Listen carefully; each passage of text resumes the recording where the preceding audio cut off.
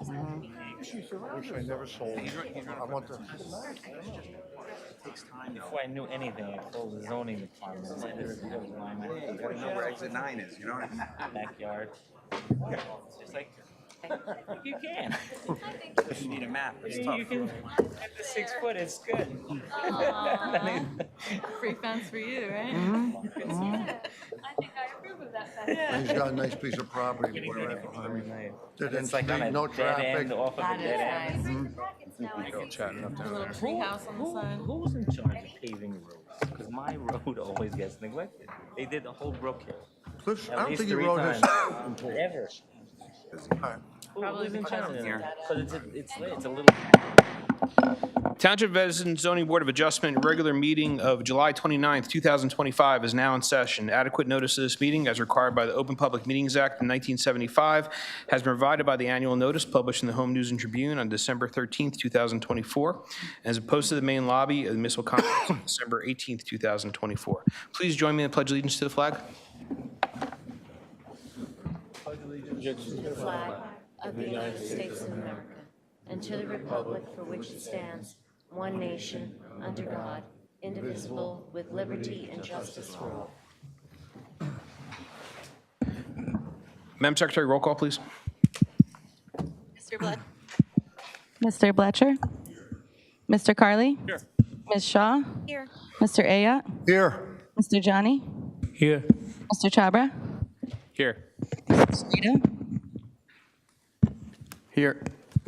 Mr. Patel? Oh, he's absent. Mr. Schneider? Here. Mr. Sadaha? Here. Vice Chair O'Gorman? Here. And Chairman Gamba? Here. Thank you. Madam Secretary, first resolution for adoption. First resolution Z20, 2024, Goldberg Builders for approval. What's the board's pleasure? Motion to approve? Second. Motion made by Vice Chairman O'Gorman, second by Mr. Sadata. Roll call, please. Mr. Cerrito? Yes on the motion. Mr. Chabra? Yes to the motion. Mr. Johnny? Yes in motion. Vice Chair O'Gorman? Yes. And Chairman Gamba? Yes. Thank you. Madam Secretary, next resolution for adoption. Z10, 2025, Rita Meta for approval.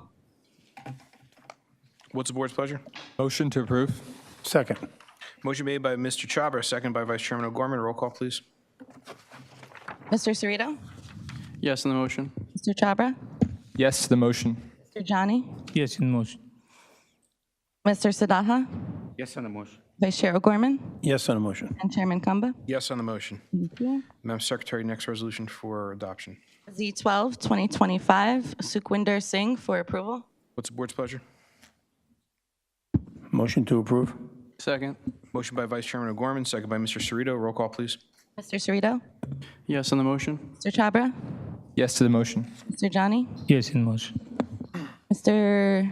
Sadathan? Yes on the motion. Vice Chair O'Gorman? Yes on the motion. Chairman Gamba? Yes on the motion. Madam Secretary, next resolution for adoption. Z14, 2025, Hanif Popal for approval. What's the board's pleasure? Motion to approve? Second. Motion made by Vice Chairman O'Gorman, second by Mr. Cerrito. Roll call, please. Mr. Chabra? Yes to the motion. Mr. Cerrito? Yes on the motion. Mr. Johnny? Yes in motion. Mr. Sadatha? Yes on the motion. And Vice Chair O'Gorman? Yes on the motion. Thank you. And the final resolution for adoption. Z15, 2025, Michelle Campbell for approval, amended resolution. Motion to approve. Second. Motion made by Mr. Sadata, seconded by Mr. Johnny. Roll call, please. Mr. Chabra? Yes to the motion. Mr. Johnny? Yes in motion. And Mr. Sadatha? Yes on the motion. Thank you. Madam Secretary, minutes for consideration.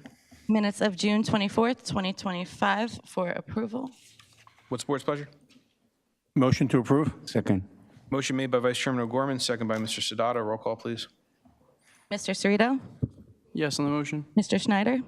Yes to the motion. Vice Chair O'Gorman? Yes on the motion. And Chairman Gamba? Yes on the motion. Thank you. Thank you very much, Madam Secretary. Good evening, ladies and gentlemen. This is a regular meeting of the Edison Township Zoning Board of Adjustment. This board is composed of Edison Township residents appointed by the Municipal Council who volunteer their time and service to the board. The Municipal Land Use Law requires that members successfully complete a land use training course administered by the New Jersey Department of Community Affairs. This board also holds in-house training conducted by our board professionals. The zoning board abides by the provisions of municipal land use law in addition to our board's bylaws. The zoning board is a quasi-judicial land use board, which differs from the township planning board. Under the municipal land use law, board members are required to be impartial and are not allowed to discuss any case prior to being considered at a hearing. All applicants will have the opportunity to present their case before the board, along with the opportunity for board members and board professionals to question the applicant and their witnesses. At the conclusion of the applicant's presentation of their case, the case will open to the public. Residents within 200 feet of the subject site will be heard first, followed by residents from outside of 200 feet. All residents will be sworn in, they'll provide their name and address, and they'll be given 6 minutes to comment on the application being considered without the opportunity for a rebuttal. Residents may ask questions of the applicant's professionals, and board professionals.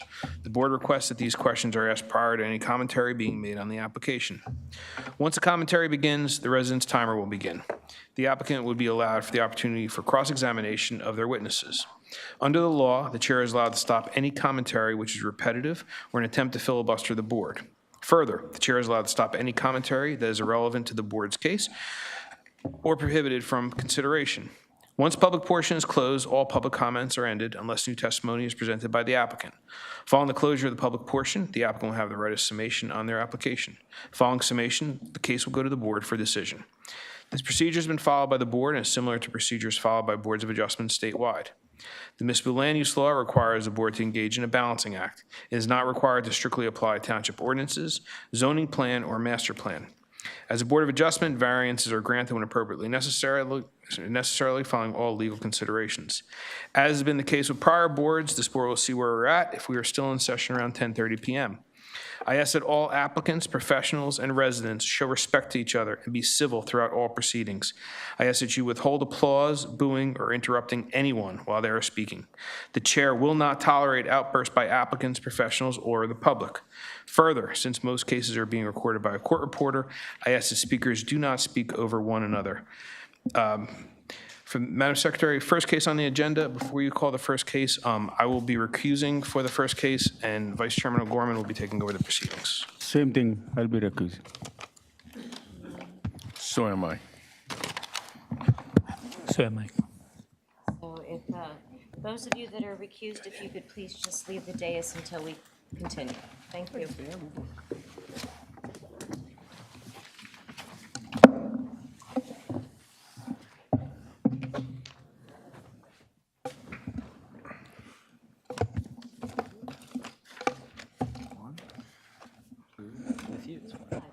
Five? Okay. 2, 3, 4. Wait, where did Kyle go?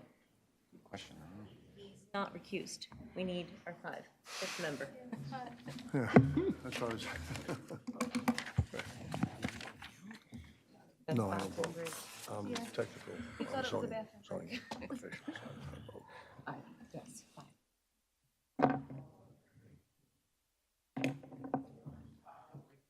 No break for you, Kyle. Kyle.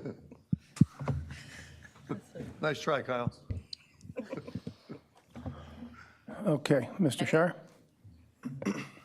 Case number Z5, 2025, Abhishek Bhardwaj of 8 Fielding Place.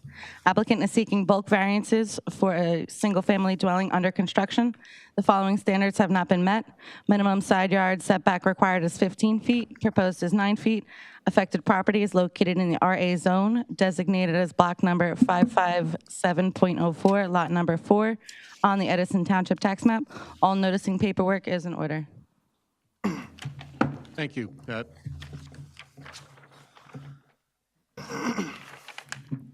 Mr. Chairman, my name is Bernard Shire, firm of Convery and Shire, representing the applicant Abhishek Bhardwaj. This matter has already been partially heard, and the board requested quite a bit of additional information be submitted before the matter was finalized. That information has been supplied to the board timely, and we now have our planner, Ms. Lorelei Totten, to testify as to the additional information and the planning aspects of the application. Unless there are any preliminary questions, Is this working? Yeah. Very low.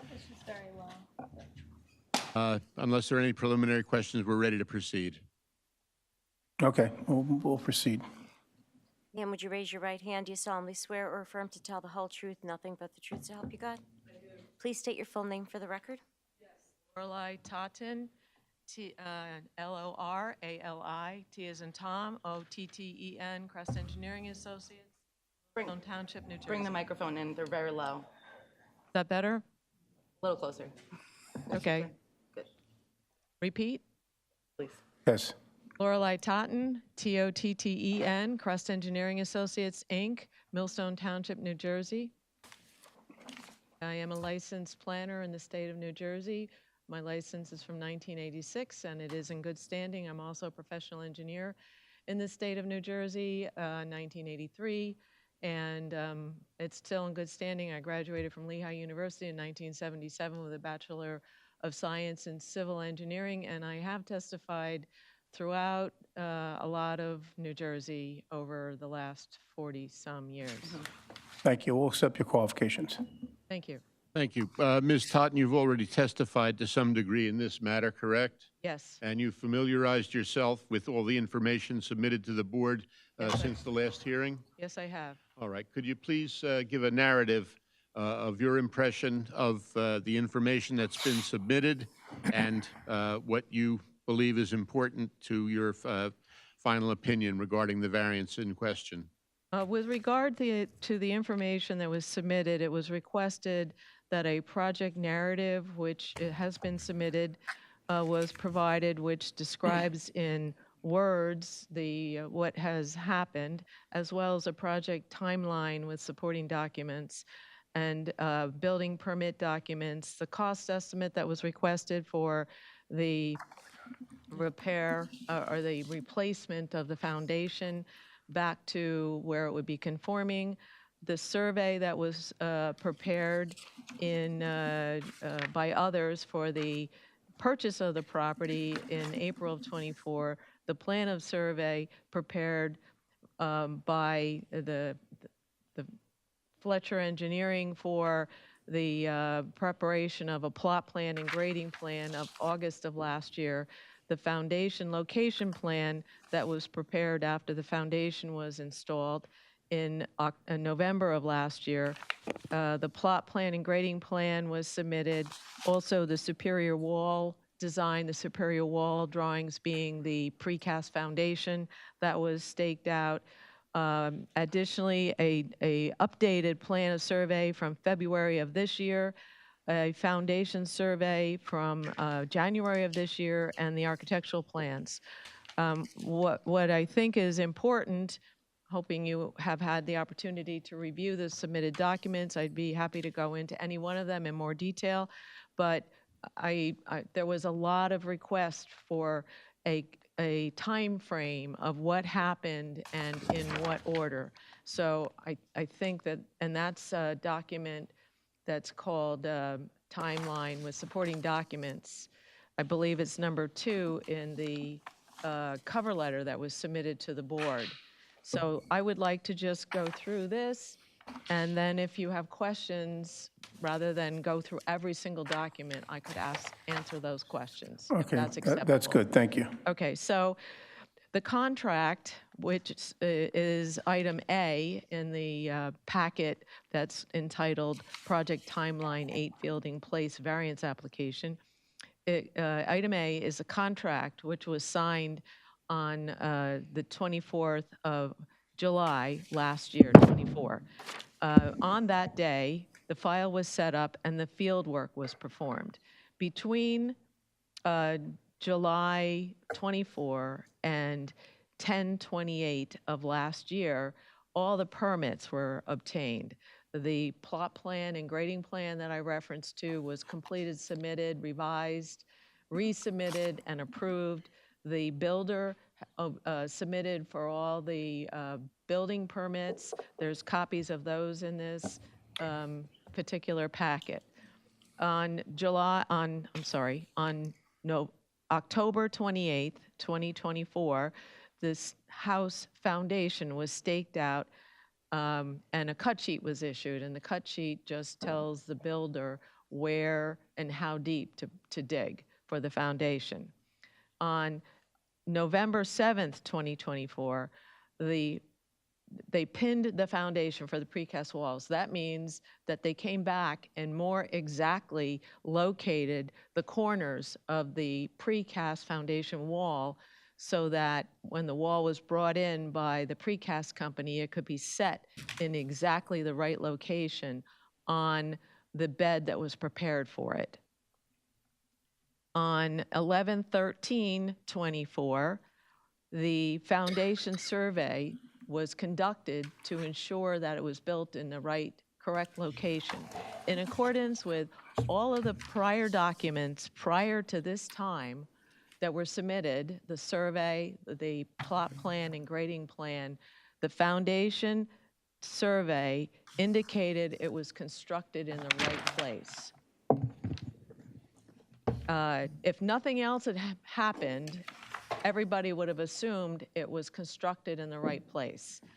The same firm, Fletcher Engineering, was hired on 11/28/24. There's a copy of the contract in this packet to conduct a survey of forefielding, which, if you're looking at the plan of the property, which is on the curve of fielding, forefielding would be to the left if you're standing in the road looking at these two properties. So the contract was signed in December, the beginning of December. The field work was performed, and a review of that field work determined that there could be an issue. On December 24th, additional field work was conducted, which was analyzed between the day that it was conducted and January 6th. And you have to remember, we have a lot of holidays that fall in there, which is why it looks like a long period of time, but it really wasn't.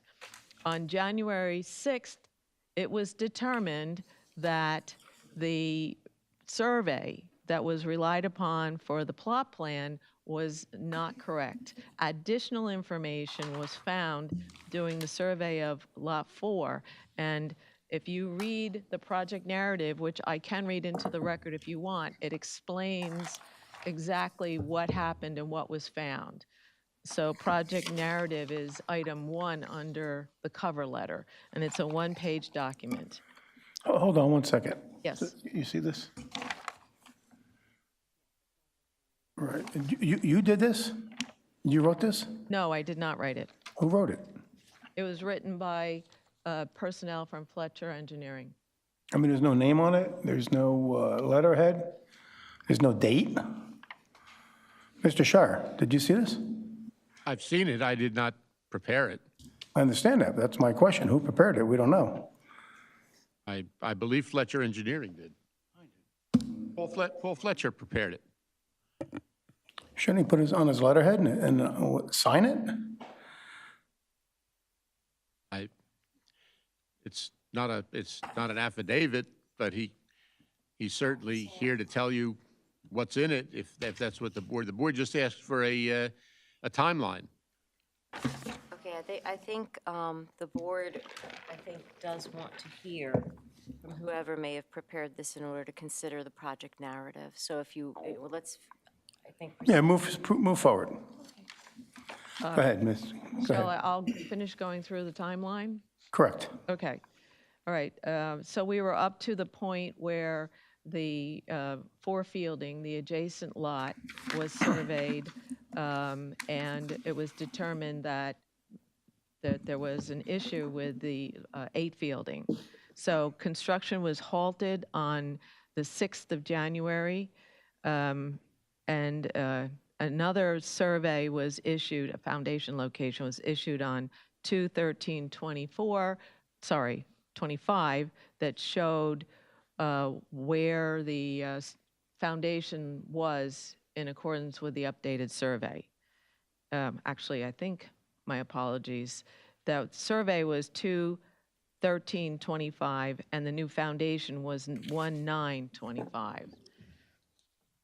So it was determined that a variance application was needed. This variance application, all the paperwork accepting what was submitted later this year was submitted on or about the 23rd of January 2025 to try to take care of this situation.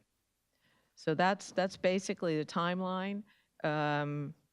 We were here on 4/22. We started our testimony. You requested the additional information that was provided under the cover letter of, let's see, what's the date of the cover letter? The cover letter dated June 2nd, 2025. So and that's how we got to where we are now. Thank you. Mr. Chair. You have a question? Yeah, just to clarify, you mentioned some dates that are not on this project timeline that was submitted, right? I was expanding on Okay. the timeline. The timeline's an outline, and I was trying to give you a better feeling for exactly what happened. Do you have any more questions, Mr. Reader? Thank you. Mr. Chair, I have a question. So when was the survey completed for Fuller Fielding Place when Mr. Fletcher's company had figured the conflicts? The field work was conducted in the beginning of December. And then they conducted additional field work later in So- December, strictly related to finding every single monument and piece of survey information that they could. So I'm saying, what was the initial date of that survey that took place on Fuller Fielding Place when the flag hit the fan saying that there's an issue there? I would like to know that date of that survey that's done on Fuller Fielding Place. Usually a survey takes 1 day, so I'm just curious, what is that date that happened on Fuller Fielding Place? I believe everything I have is related to 8 fielding because it was in the process of doing 4 fielding that the information was found, and a lot of the extra field work. Because I'm looking at the narrative, it says on November 28th, 2024, Fletcher Engineering was hired, and the next door property numbered 4 Fielding Place. So if they were hired on November 28th, why did construction still start on the 2nd of December? Why did construction still continue to start if they figured out something was wrong with the survey? So they started the field work on the 2nd of December. And looking at the field work, when it came in from the field, they realized that there could be. But the survey next door property was done on November 28th, it says. No, the contract was signed on November 28th, right? The field work was performed on 12/2/24. So when you say field work, that's the survey? They go out, the Correct, men or but the. that's the survey? Right, they go out and they set up their instruments and they locate all the monuments and everything. That's the field work. You have to bring it back in and calculate it. Mr. Chair? I think Wait, if I hold on, may hold for on. a second. On the project narrative, I think, Mr. Shire, do you intend to have Mr. Fletcher testify? I'm sorry? On the project narrative, do you intend to have Mr. Fletcher testify? If the board has questions about anything in there, he'll testify. Okay, so I think the board is looking at the project narrative, which you said that was not prepared by this witness. So I think if the board would like to just wait on the project narrative till Mr. Fletcher does testify, I think that would be. I would agree, yes. Yes. Would you like to have that right now? Oh, no, let's see anybody have any questions for Ms. Cotton? Oh, yeah, I'll wait for Mr. Fletcher. okay. Anything else you want to add, Ms. Cotton? About the outline, no, unless you have further questions on the documents that were submitted with the outline. No, I'm good, thank you. Okay, I would need Mr. Fletcher to testify before Ms. Totten goes into her planning testimony, because it has to be based on all the testimony that goes in. So unless you have any specific questions are you finished with your factual testimony? Yes. I can bring Mr. Fletcher up now to. Can you do answer that, any please? Bring questions. Mr. Fletcher up. Thank you.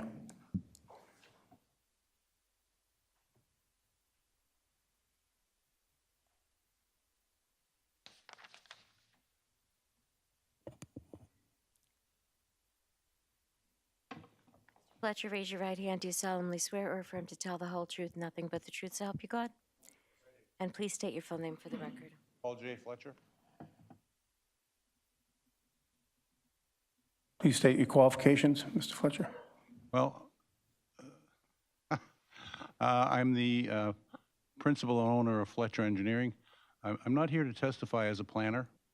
I'm not here to testify as an engineer. Testify as a planner would, I believe, be a conflict in this particular case. Fletcher Engineering has made the mistake, and we're here to ask for some relief. So I can give factual information to you. And I can explain the sequence of events very well, because it's my company. I was running it at the time. I'm running it now, and I was running it then. There's some, yeah, the board has some factual questions. Hold on. So is your license valid and up to date? My planning license is valid and up to date. My engineer's license is not valid at this point in time. Okay, we'll accept your qualification. Well, Mr. Gorman, so I don't believe he's testifying in any professional capacity, just as a principal. So we don't need to accept him as a licensed planner for this purpose, for this application. That's my understanding.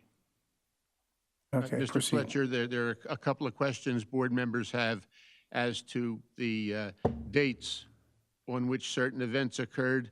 I believe one is the date that the survey was done at 4 Fielding, at which time the error was discovered. Is that correct? Correct, Mr. Chauvin. Let's proceed with your questions. Yes, I would like to know what date was the field survey completed for 4 Fielding? Okay, the field work was done on December the 2nd. But let me explain how the process works. The field crew goes out with several files. They survey properties. What they do is they gather information. They find whatever evidence of property corners they can find up and down the street. They measure the house. They shoot the points of evidence that they find. It's all stored in a computer, handheld computer, and it's brought back to the office. It's downloaded. Then it gets processed. Somebody, a survey tech, brings that information in, not immediately, when they get to it. You know, there's lots of work in the office, so it's a process that goes through several hands before you actually have what is a survey. It's not immediately done when the field work's done. Field work gathers the information. It's brought back to the office. It's downloaded. It's given to one of the techs. That tech is busy. They get to it in a day, 2 days, sometimes a week, to analyze it. Sometimes they have to scratch their head and come back to it because things don't seem to make sense. Then they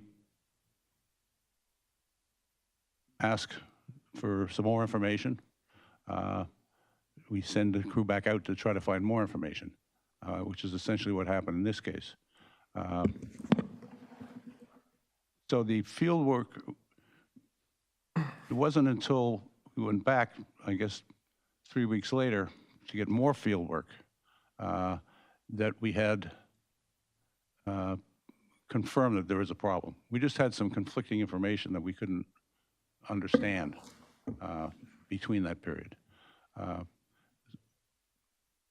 Once we finalized that additional information and we found monuments from the original surveyor that were only 2 to 3 feet back from the curb line, where the crew had been looking 10 feet back, because that's normally where the road, a 50-foot right-of-way has a 30-foot curb-to-curb roadway. So the property lines are normally 10 feet back from the curb lines. So that's generally where you look. You look plus or minus, but you're seldom ever finding property corners and those roads like that only 2 to 3 feet from the curb line. which is what happened in this case. If you look at one of the later surveys, you'll see the distortion of the curb line. It threw the whole field investigation into confusion. Not into confusion, but it was misleading that we didn't find some of the information that we found at a later date.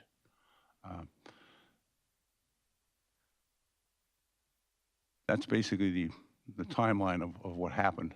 Once we realized that we had made a mistake, that we were holding the wrong control, we called the builder and said, stop construction. We want to double check. And that's when we came to the conclusion, after doing additional field work, that the mistake had been made. Okay. My question to you would be, was it based off that same benchmark, both properties, since they are neighboring properties? Was the survey conducted on the same benchmark, the bounds? Or was it a different benchmark in this case? Well, it was different information we found. The original survey on 8 Fielding, we found pins on the other side of Fielding. We found pins, I think, on Remington. We actually found a pin on the subject property that seemed to be like 7 feet out of where it's supposed to be. But the benchmark placed with the tremble, was it different or same? Let him finish. First of all, please excuse me. The term benchmark is a vertical term. You're probably talking about monument or thinking about a monument. We did not find the original file map monuments on the first trip, but we did find 1 or 2 after we did the 4 Fielding. And then we went back and we found additional monuments that were matching around the block. And that's when we realized that the whole subdivision had been built incorrectly, roadways. Okay. Thank you for the clarification. Mr. Chair? Hold on one second. Yep. So, Mr. Shire, so this letter that was written on the project narrative, that we're going to put this in the record? You authorized to put this in the record? Yes, sir. Mr. Fletcher, right? You wrote this? I wrote that. I'd be happy to sign it if you would like it. What's the date on it? It was finalized on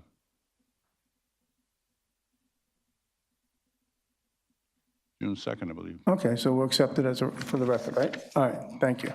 And then, go ahead, Doug. A couple questions. You said the survey was, or the field work was performed on December 2nd, is that right?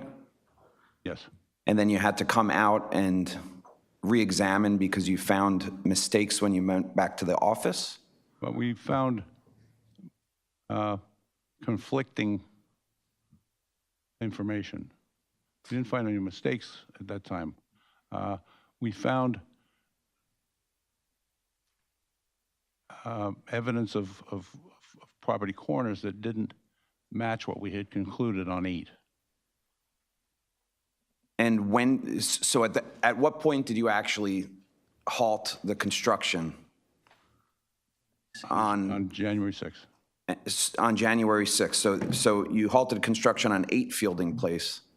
Yes. Based on your survey that you were conducting on 4 Fielding Place? Based on the additional information and the further survey work that had been done.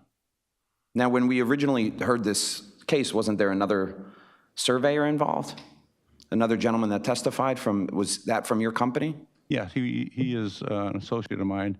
He's my, since I don't have a surveyor's license, I rely on other surveyors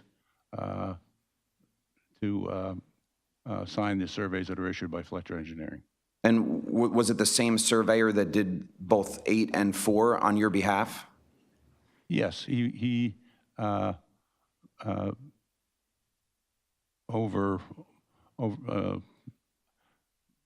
supervised our CAD technicians and reviewed the work that they were doing, yes. Same surveyor. Okay. Anything else? Anyone else? Just to follow up with that, in the previous testimony, the surveyor who had done the work was testifying.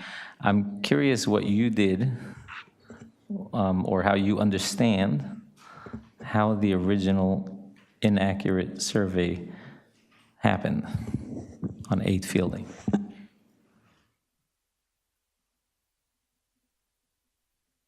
The original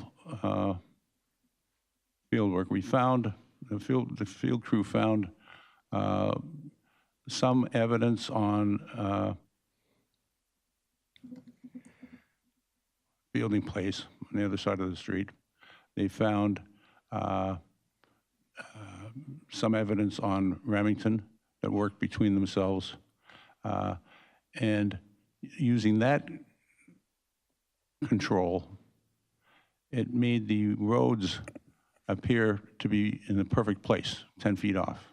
It also appeared to place the house where another surveyor had also concluded where it was. That was the survey that was used for the Okay, so purchase of it the was house. using, just so I understand, it was using information that you had, whatever information you were able to gather, and basing it on a prior survey that had made the same inaccurate conclusion.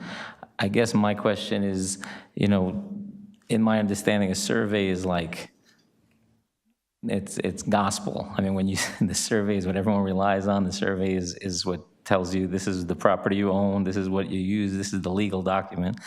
How have you, did you do anything to go back and determine that your office is like all the other surveys are accurate? That this mistake hasn't happened times in the past?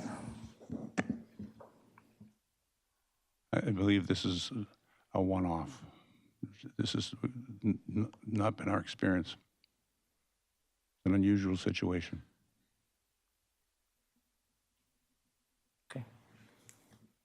Anything else?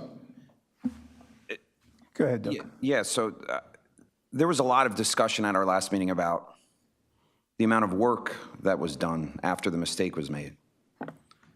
So we found out you did the field work on December 2nd, and then it took till January 6th to decide to halt work.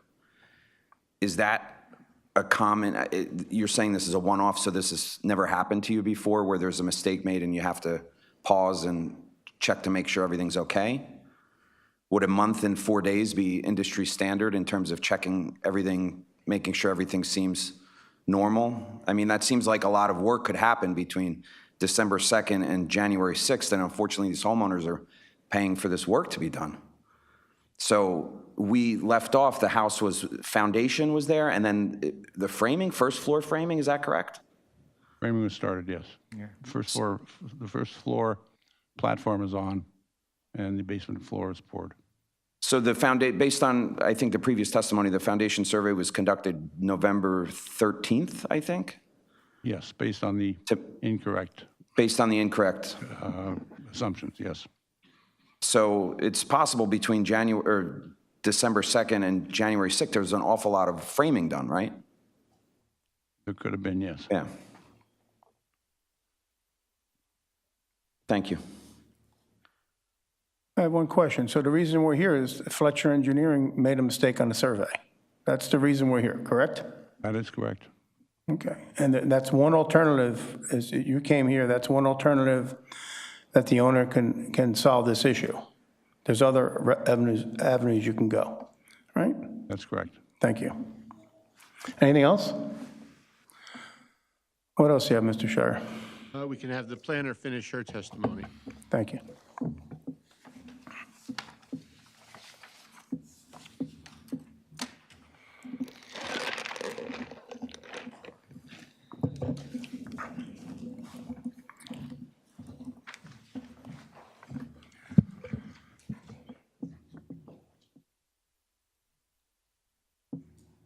Ms.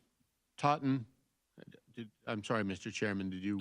Go ahead. I mean, you have anything else you want to? Ms. Totten? Proceed. Based on all the testimony you've heard and your knowledge of the facts of this matter, could you please give us the benefit of your planning opinion? Yes, I can. As has been stated, this is a C variance for a side yard setback that was created erroneously, not purposely.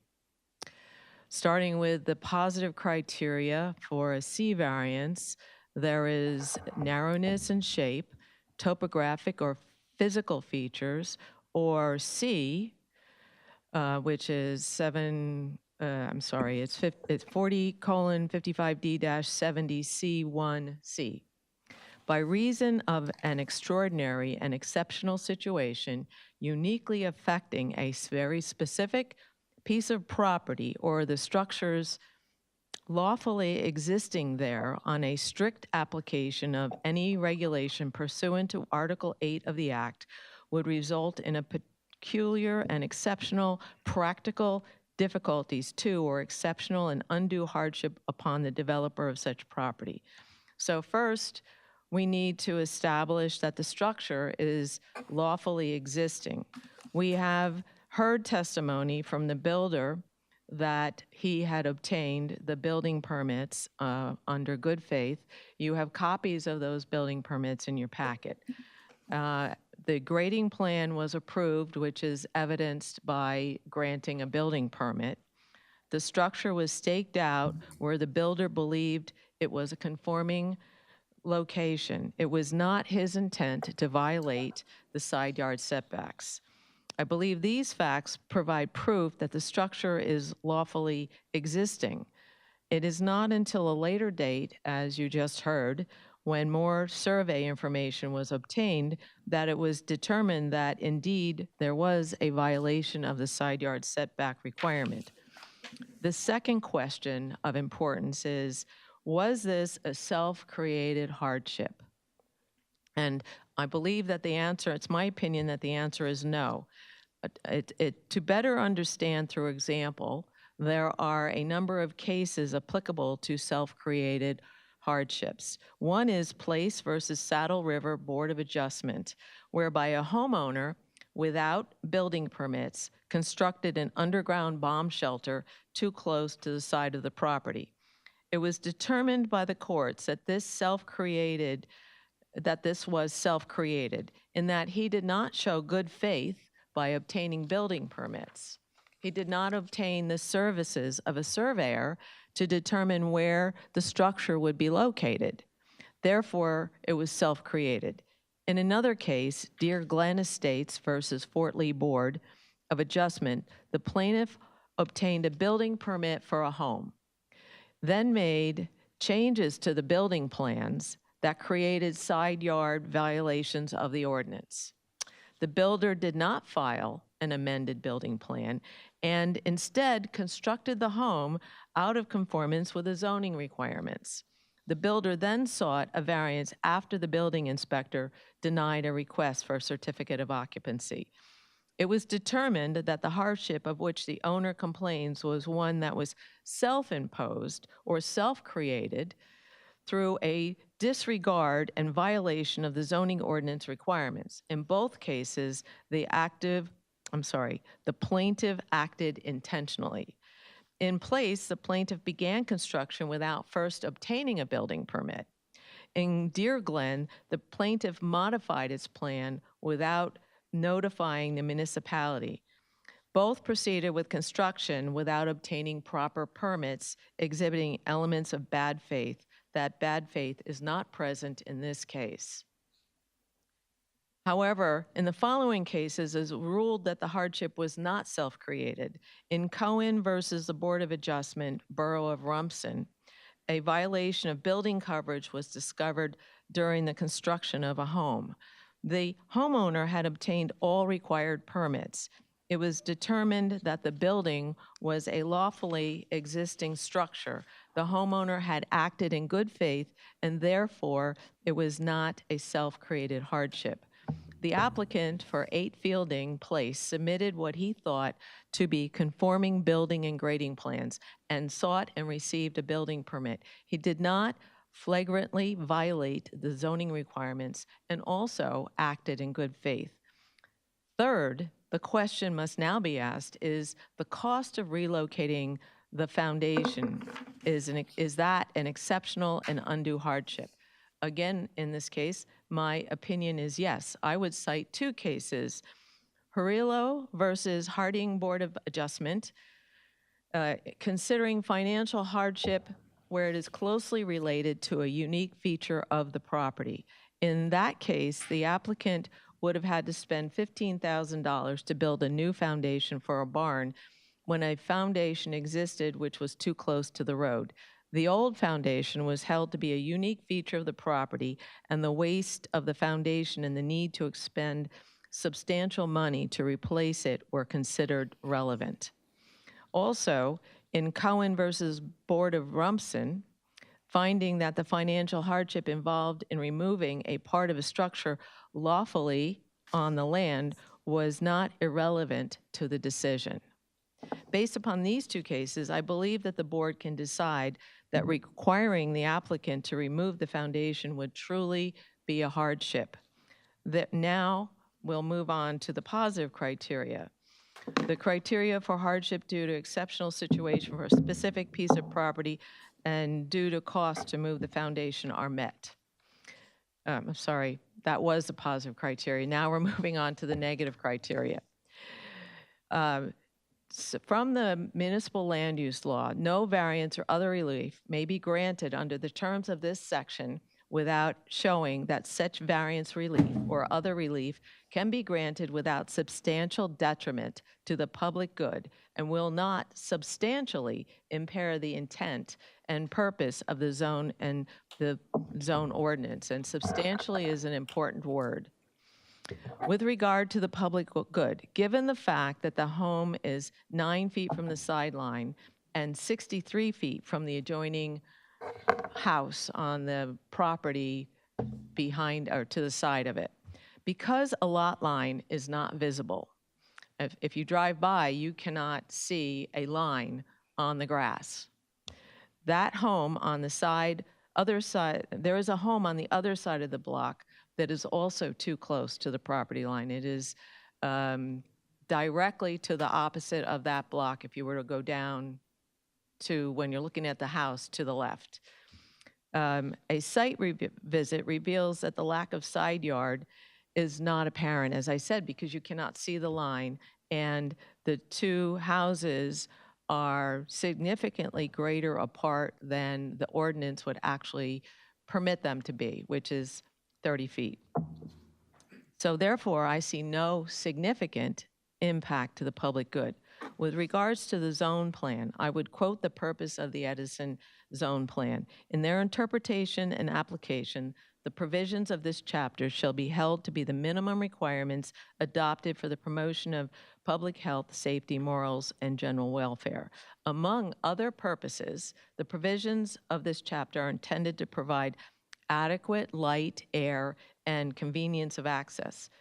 Avoid undue concentration of population by regulating and limiting the use of the land, the height and the bulk of the buildings where erected, and to limit and determine the size of yards and other open space, to regulate the density of the population, and to conserve the value of property and encourage the more appropriate use of land throughout the township. So with regard to adequate light and convenience of access, and the height and bulk of buildings were erected to limit and determine the size of yards and other open spaces, excepting for the variance relief requested. All other bulk requirements are met or exceeded. We're not exceeding the impervious cover, we're not exceeding the building cover. The other yards setback requirements are more than met. I would submit that a side yard setback of 9 feet versus the zone requirement of 15 feet still provides for adequate light, air, and convenience of access. And there are other zones in Edison that permit smaller setbacks. The RB zone requires only a 6-foot side yard setback. The RBB zone only requires a 10-foot setback, and two other zones which allow residential, the OS-1 and the OS-2, have a 6-foot side yard setbacks minimum. although we are not meeting the RA tongue twister here, side yard setback requirement, the project clearly still provides an adequate side yard to provide light, air, and convenience of access. The side yard is short by only 37 feet, and this is not a significant impact on the air, light, and open space. And as I noted, the minimum distance that the ordinance anticipates with 2 side yards of 15 feet would be 30 feet, and the existing home is 63 feet from the existing proposed home. To avoid undue concentration of population and to regulate the density of population and to encourage the more appropriate use of land throughout the township, the RA zone is a single-family residential district, and a single-family home is what's proposed. So we are in the correct density and the correct use of the land. So with regard to the negative criteria, I see no substantial detriment to the zone plan with this requested variance for this very specific piece of property.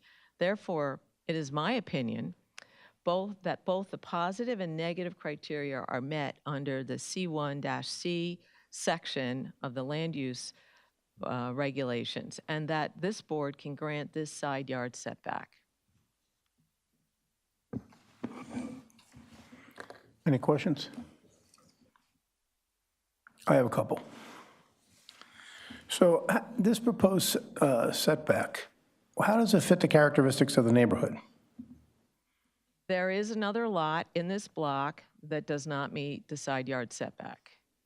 So it is in similar characteristics to the neighborhood. The rest of the yards are more than adequate.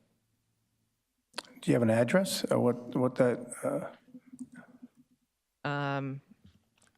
I don't have the tax map right here, but I do have a copy of it in what I brought with me, and I can look up the lot for you if you would like. Was it submitted in this package?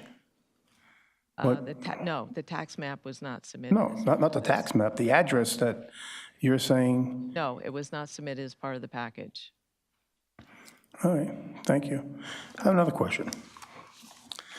You did this timeline, right? You went earlier with the timeline on 8 Fielding Place, A, B, C, D, E.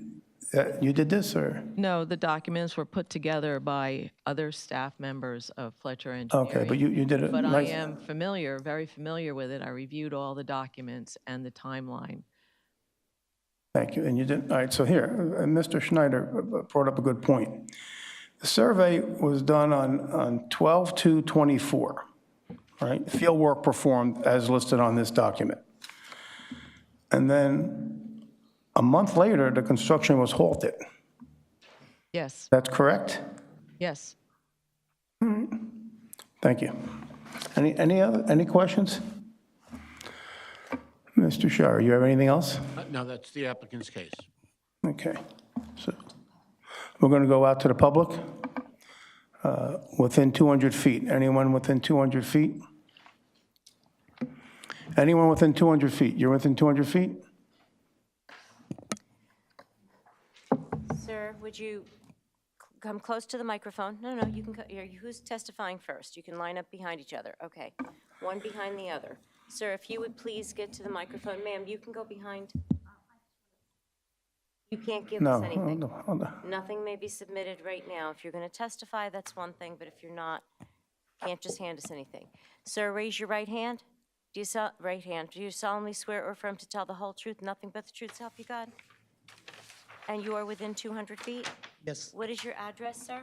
My address is 9 Remington Drive, Edison, New Jersey. I'm sorry, 9 Remington? Yeah. And what is your name? My name is Parmeet Singh. Can you please spell that? Could you bring the mic closer, please?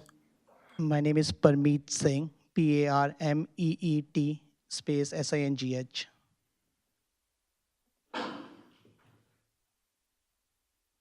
All right, go ahead.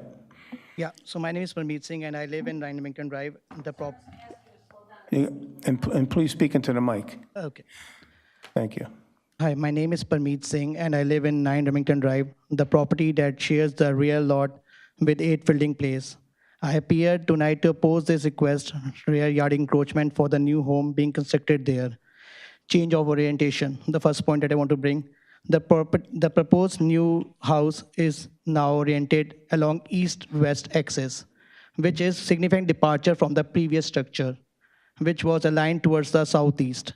Had the house followed the curve of the road, like other homes in the neighborhood, it would maintain ample of backyard space. Well, hold on. You got to talk slower. She's typing this.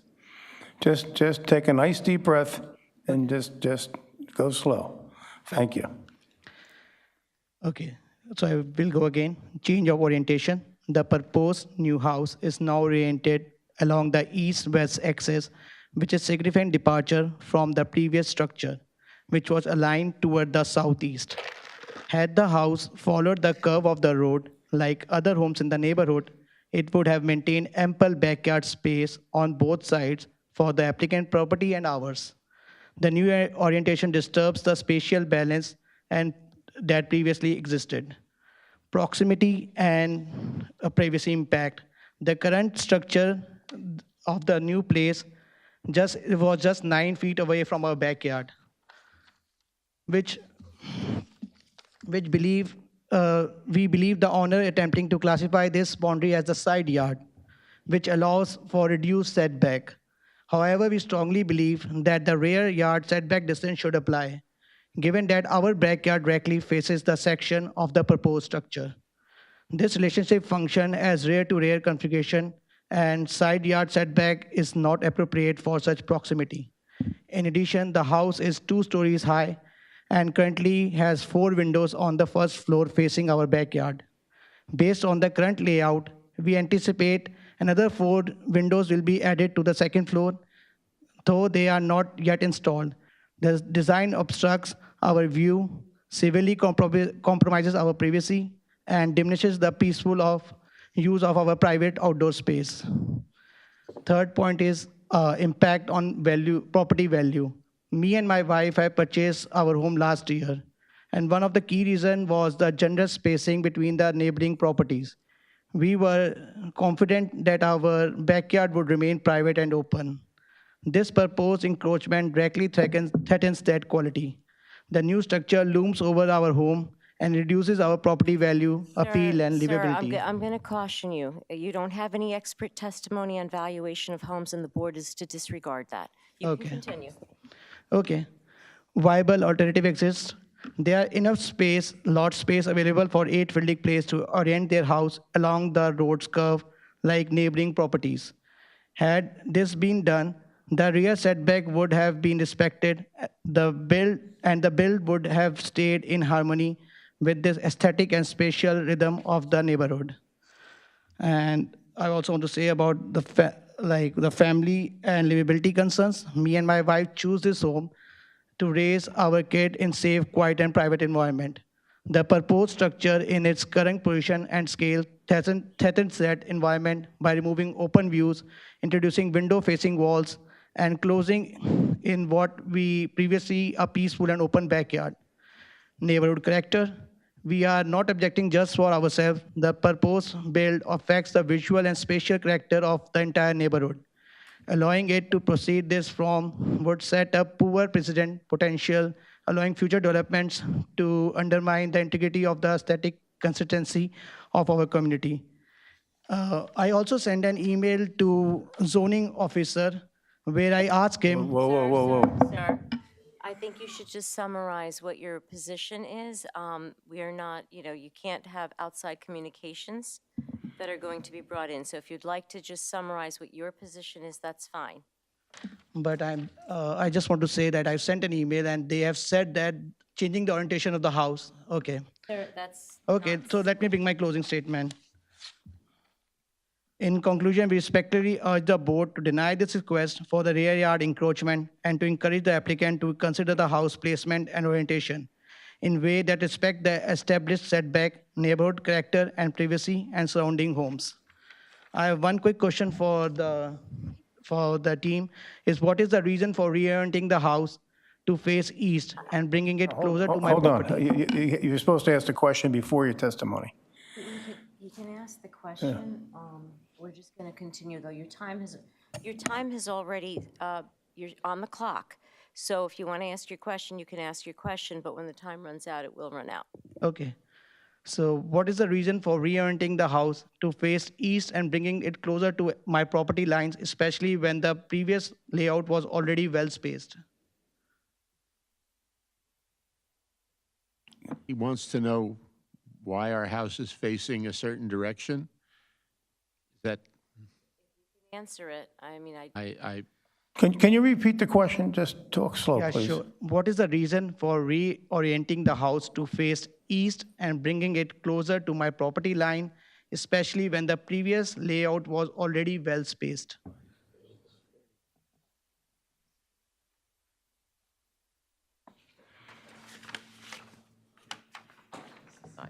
As it was southeast facing house. Please, hold on. You going to answer, Mr. Shar?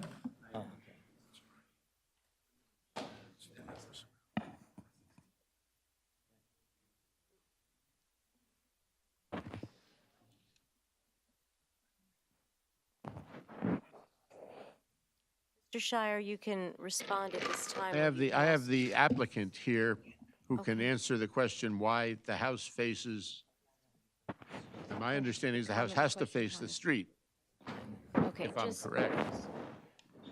can respond. Okay, just respond. Come on. Grab a check.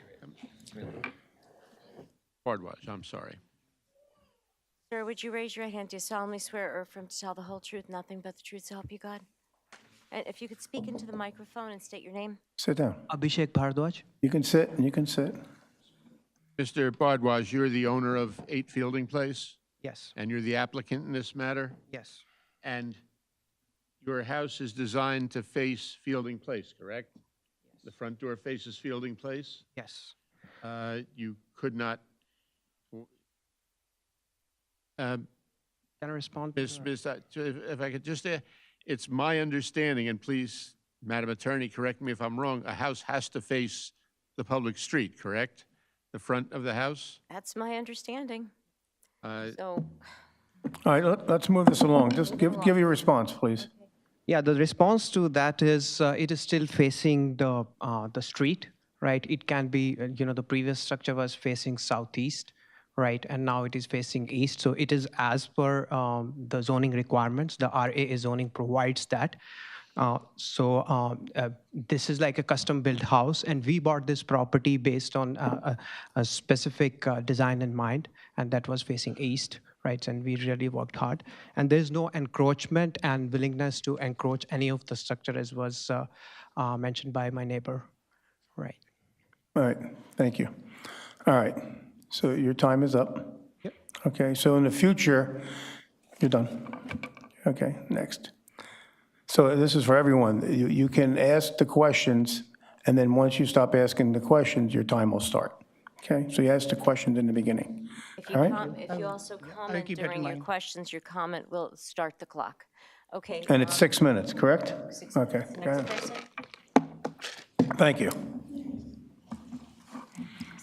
Oh, you're not going to testify? Okay, thank you. All right, anyone else within 200 feet? All right, anyone outside 200 feet?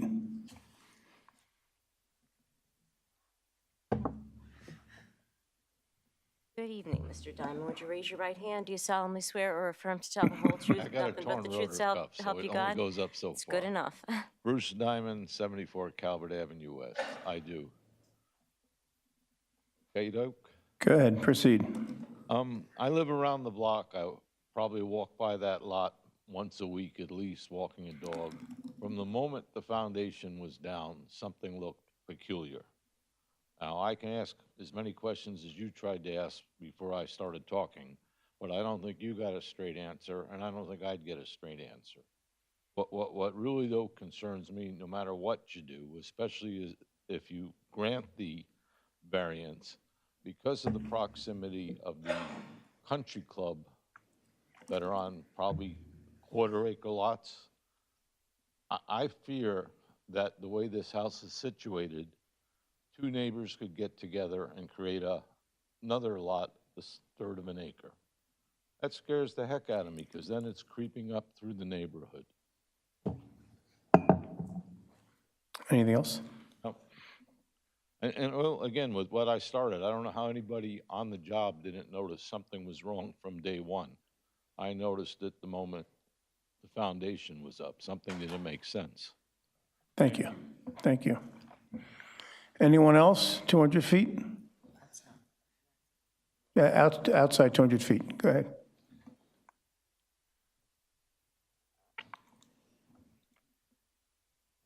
Sir, would you raise your right hand? Do you solemnly swear or affirm to tell the whole truth and nothing but the truth, so help you God? I do. And state your full name, then your address? Sure. Ronnie Loeffler, 6 Nancy Circle, Edison. Loeffler.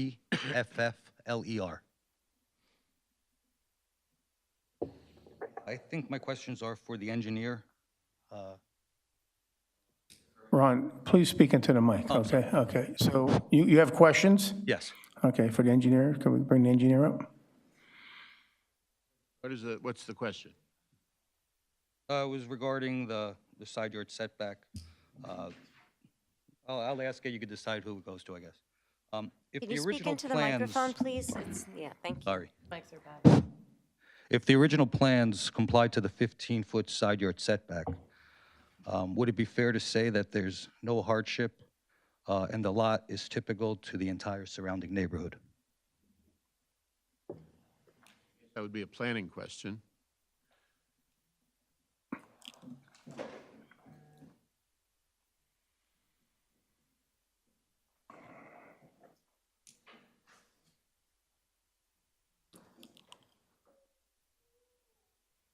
I am not sure that I understand what you mean by your question. The plot plan and. Well, hold on. He's going to repeat the Yes, question. okay. Repeat that question, Ron, slowly. Sure. If the original plans that were submitted to the building department in the township complied to the 15-foot side yard setback that we're talking about right now, would it be fair to say that there was no hardship and that the lot is typical of the surrounding neighborhood where a house can be built on that property abiding by the 15-foot setback? So the plot plan and grading plan that was submitted for building permit did show a 15-foot setback, and it did comply with all of the regulations. So therefore, it did conform when it was approved. Does that answer your question? Sure. Thank you. Thank you. On the survey that's submitted for this hearing, you mentioned that the lot suffers from narrowness. Can you tell us what the survey says with the lot depth and the lot width, please? So if I might, I think what you're asking me is I mentioned narrowness in my testimony as a planner, that is one of the hardships that you can get that you can use with a C1 variance. But that's not the section of the regulation that I use because this lot is not too narrow. It meets the lot size, lot width, lot depth. I said that there are 3 parts of a C1 variance: narrowness, topography, and the third was the by reason of extraordinary and exceptional situation. And that's the one that I put the basis of my testimony. So there's nothing unique about the property, or it doesn't have any unusual characteristics aside from the extreme one that you stated, the third one, correct? Correct. I don't know who this goes to. I guess the builder, would the builder consider the building to be substantially completed?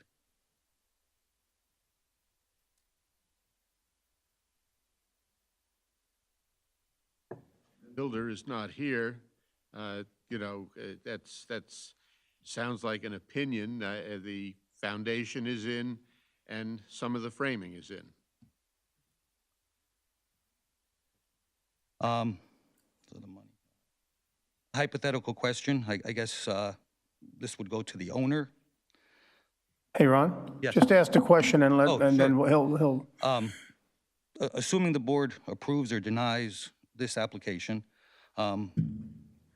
if there's another error made on this property with a rear yard setback, that it's substantially completed, a deck in the backyard, and it encroaches, would the owner come here for a variance or seek remedy elsewhere?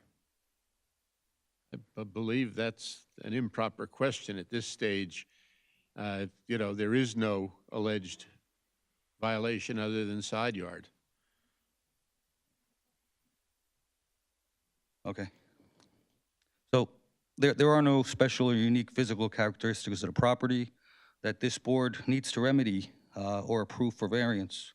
If the applicant would have come to the same board for the same variance prior to building, there would probably have been a great chance that it would not have been approved.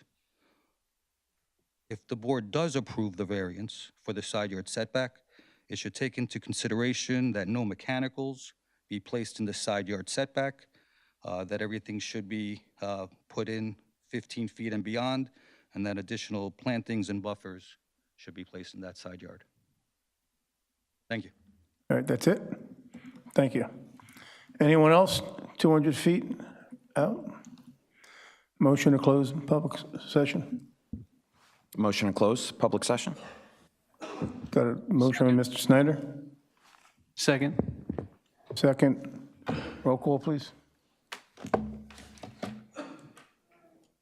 Yeah, just all in favor, say aye. Aye. Any nays? Okay, ayes have it. All right, moving forward. What else, Mr. Shire, anything? Just essentially that the hardship claimed is not the size and shape of the property. The property can handle this particular house. The hardship to the owner is that an honest mistake was made, and upon discovering the honest mistake, construction was halted, and we made this application to try to rectify the mistake. Certainly, it is through no fault of the owner whatsoever, who is the applicant, and it is the hardship on the applicant that we're talking about here. We have the planning testimony. The variance itself is for less in terms of feet than my height, unless I've shrunk several more inches. The houses will be quite a distance apart, and this would appear to be de minimis based on the situation we're in right now. And we're asking the board to not visit the hardship upon the homeowner. All right, does that conclude your? Yes, sir. Okay, thank you. All right. Can I just ask a question or? Yeah, any questions? Go ahead. Kind of throw an idea out there. So even if we assume that, the violation happened erroneously and the building was lawfully constructed as it stands now, as far as the foundation and maybe the first floor framing, and there's no substantial detriment, all of that being said and being true, is it possible to have the second floor be conforming and go back 6 feet for the second floor?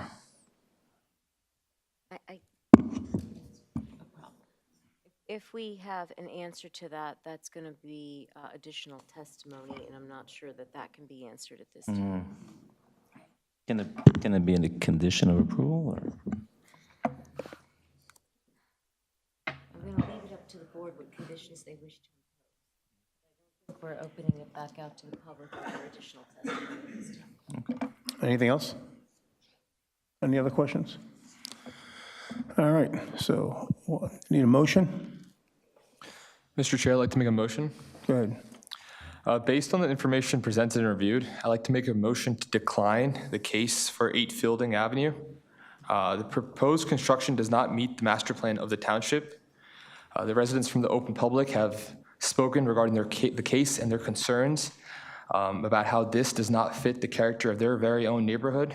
With that being said, I would like to put the motion to decline the application. Is there a second? Second? Any discussion?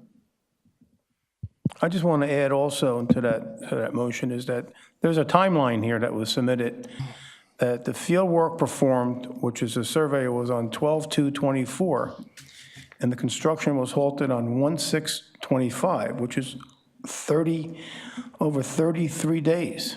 All right, so I want to add that in there. All right. Do a roll call? So before we have a roll call, I just want to make clear, this is a motion to deny. So if you say yes, you are denying. If you say no, then you're not denying, okay? Okay. Mr. Charbonneau? Yes to the motion. Mr. Cerrito? Yes on the motion. Mr. Schneider? Yes to the motion. Mr. Reader? Yes on the motion. And Vice Chair O'Gorman? Yes on the motion. Application's denied. Application's denied. Thank you. Have a good night.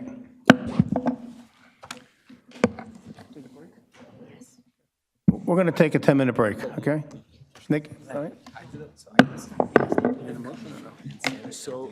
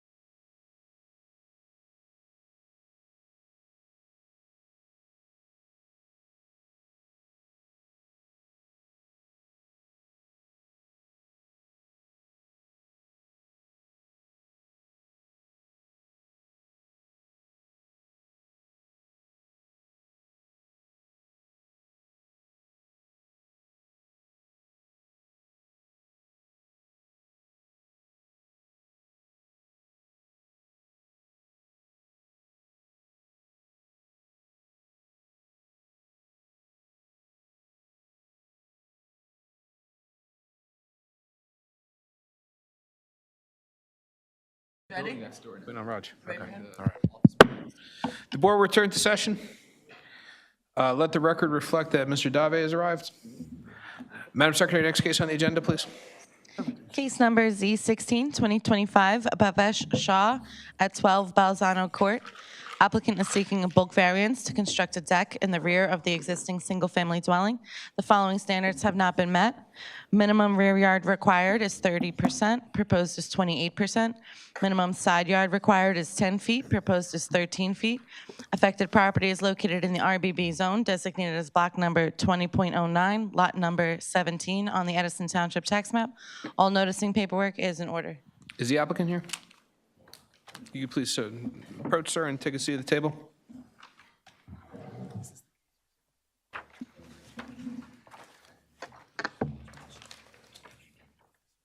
Sir, would you raise your right hand and pull the microphone close? Do you solemnly swear or affirm to tell the whole truth, nothing but the truth, so help you God? Yes. And state your full name for the record. Again, pull the microphone closer to you. It's very low. Hello. Your name, sir? Yeah, my name is Bhavesh Shah, residing at 12 Balzano Court, Edison. Okay, thank you, sir. If you could please tell the board of what you'd like to do and why you'd like to do it. Yeah, we are building a new deck, 375 square feet, and it's 16 by 20, and I've applied bulk variance for the same building the new deck, and the required, the backyard was 35 feet, and I'm proposing 28, and the side yard is 15 required, and I'm proposing 13, yeah. Okay. Do you have anything else to add? No, I'm good. Okay. Does the board have any questions for the applicant?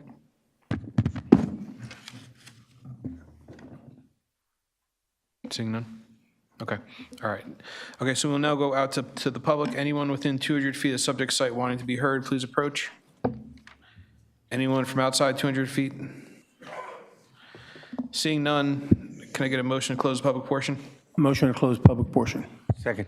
Motion made by Vice Chairman O'Gorman, second by Mr. Sadata. All in favor signify by saying aye. Aye. Opposed, nay. The ayes have it. Public portion is now closed, and I'll go to the board. Mr. Chairman, Mr. Dave. I'll make a motion to approve this application. Applicant will comply with the engineer's report, if any, and it's a de minimis request. It is not detriment to the neighborhood, and there are no objectives. Second. Motion made by Mr. Dave, seconded by Mr. Sadata. Roll call, please.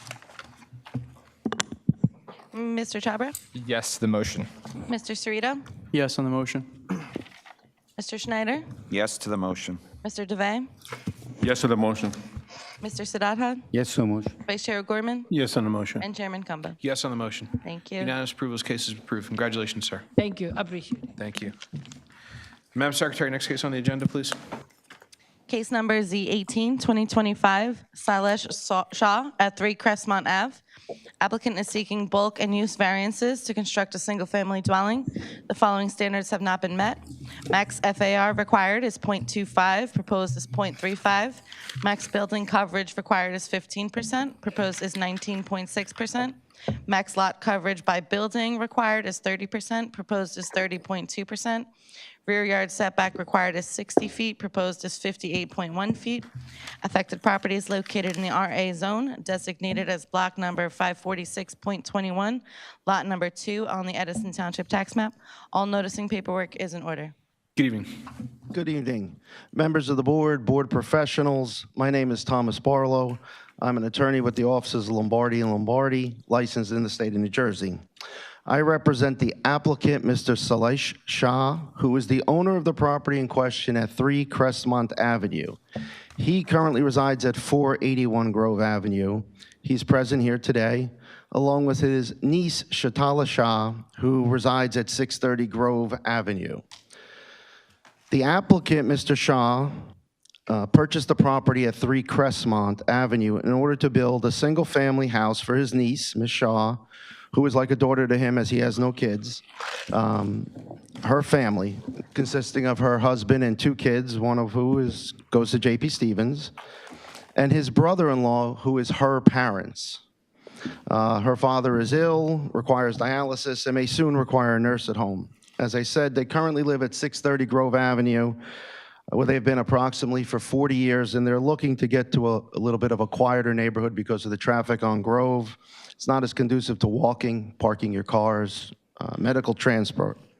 So the building, the home at 3 Crestmont, will allow Ms. Shaw and her family, including her elderly parents, to live there. There's a large bedroom suite, as you can see, on the first floor to accommodate her elderly parents. The reason we are before you tonight is because construction of the new home will require several C or bulk variances. Minimum lot area where 20,000 square feet is required, but the lot is 17,088 square feet. The lot does meet the minimum lot width and depth requirements, which are 100 by 150 or 15,000 square feet. Also, the proposal meets almost all of the setback requirements with the exception of a variance for rear setback where 60 feet is required, but 58.1 is proposed. I would note that it meets the front and side yard setbacks, so it is not encroaching on the neighbors to the side, not looming over the street. We are also removing an existing nonconformity, which is a side yard setback on the south or left side of the house. Number 3, variances for max coverage of the building where 15% is allowed and 19.6 is proposed, which goes with the 4th variance, which is for max coverage for building and pavement, where 30% is permitted, and we're over by just a little bit, 30.2%. So a total of 4 C variances, as you can see. With the exception of the slight rear setback, all the other setback requirements are met, and we're removing the side yard nonconformity. There is also a D variance needed for floor area ratio, where 25% is permitted and 35% is proposed.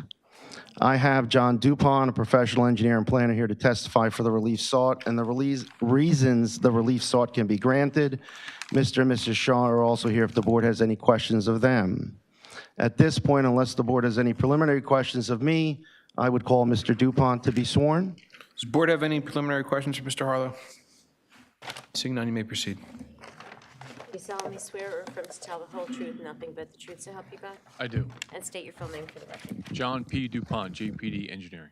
And Mr. Dupont, while you have appeared before us in the past, if you could please provide the board with the benefit of a summary of your background qualifications. So I have a bachelor's of science in civil engineering. I am a professional engineer in the state of New Jersey. I am also a certified municipal engineer and a professional planner by examination. I've served for the last 25 years as the Borough of Carteret Planning and Zoning Board engineer and planner. I've been in front of this board and other boards throughout the state numerous times in both capacities. Tonight, I will be here just as a planner. And your licenses are current and good standing? They are. You may proceed. Thank you. Thank you. Mr. Dupont, you've had an opportunity to review the plans prepared on April 28, 2025, and submitted as part of the application by Mark Blash, a registered architect? I have. Now, as an initial matter, is the single-family home that is proposed a permitted use in the RA zone? Yes, it is. Now, based on your review of the plans, can you first go over the C variances that are needed? I certainly will. So as you heard, there are several C variances, one being in the existing lot area, which will not be changed. It's existing violation, 20,000 required, 17,088 existing, will not change. The side yard setback, just to mention again, existing violation, 15-yard requirement, currently it's 14.5 feet. That will be eliminated. Other proposed variances, C variances that we need because of this application, minimum rear yard setback, minimum requirement is 60 feet. We are proposing 58.1 feet. The max building coverage, 15-foot max, we are at 19.6. Maximum impervious coverage is 30, we're at 30.2. And then we do have a D variance for FAR, where that's floor area ratio, maximum is 0.25, we're at 0.35. Mr. Dupont, if I can just stop you 1 second. In terms of the setback requirements, so the house conforms in all regards except to approximately 2 feet in the rear, correct? That is correct. So from your analysis, the fact that the other setback requirements are met, how does that go through your analysis? Yeah, certainly. So we could talk to that in relation to the FAR.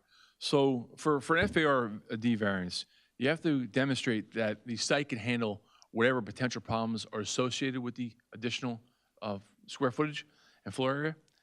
So this lot does, as you heard, does meet all the other setbacks. We're not overbuilding this house on side yard setbacks. We're actually improving the side yard setback by eliminating one. we're meeting the front yard setback, and we're only 2 feet in the rear. And it should be noted that the rear yard setback is 60 feet. We have 58, and we do have a good tree line buffer in the rear. So we feel that, yes, the floor area ratio, the existing lot could certainly handle the additional floor area ratio. As far as just quickly on the C variances, the positive criteria, the minimum rear yard setback is 60 feet. We're proposing 58. Although we do not meet the standards, we're very, very close. And again, there is a significant tree line in the back. So for a buffer that it currently exists and will not be modified. The maximum building coverage is 15%. We're proposing 19.6. Again, you've heard the house's footprint is a little larger for the necessity of the applicant. A little older, gonna need some medical assistance, gonna need a little help. So they're trying to build it to make it meet the current needs and the future needs.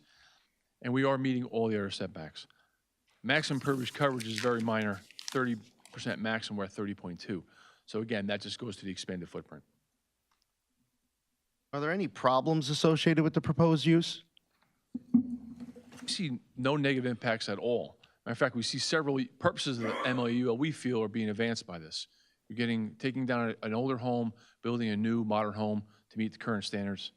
We are providing light, air, and open space as we are meeting all those other setbacks. And we're promoting a desired visual environment by creative design. Again, older home being removed, new updated home. So we see no substantial detriment to the public good, no substantial impairment to the intent or purpose of the zone plan or the zoning ordinance. And as discussed, the rear yard setback, the maximum building coverage, and maximum impervious coverage are all due to the fact that a slight additional living space is required on the first floor. I think that's a reasonable request.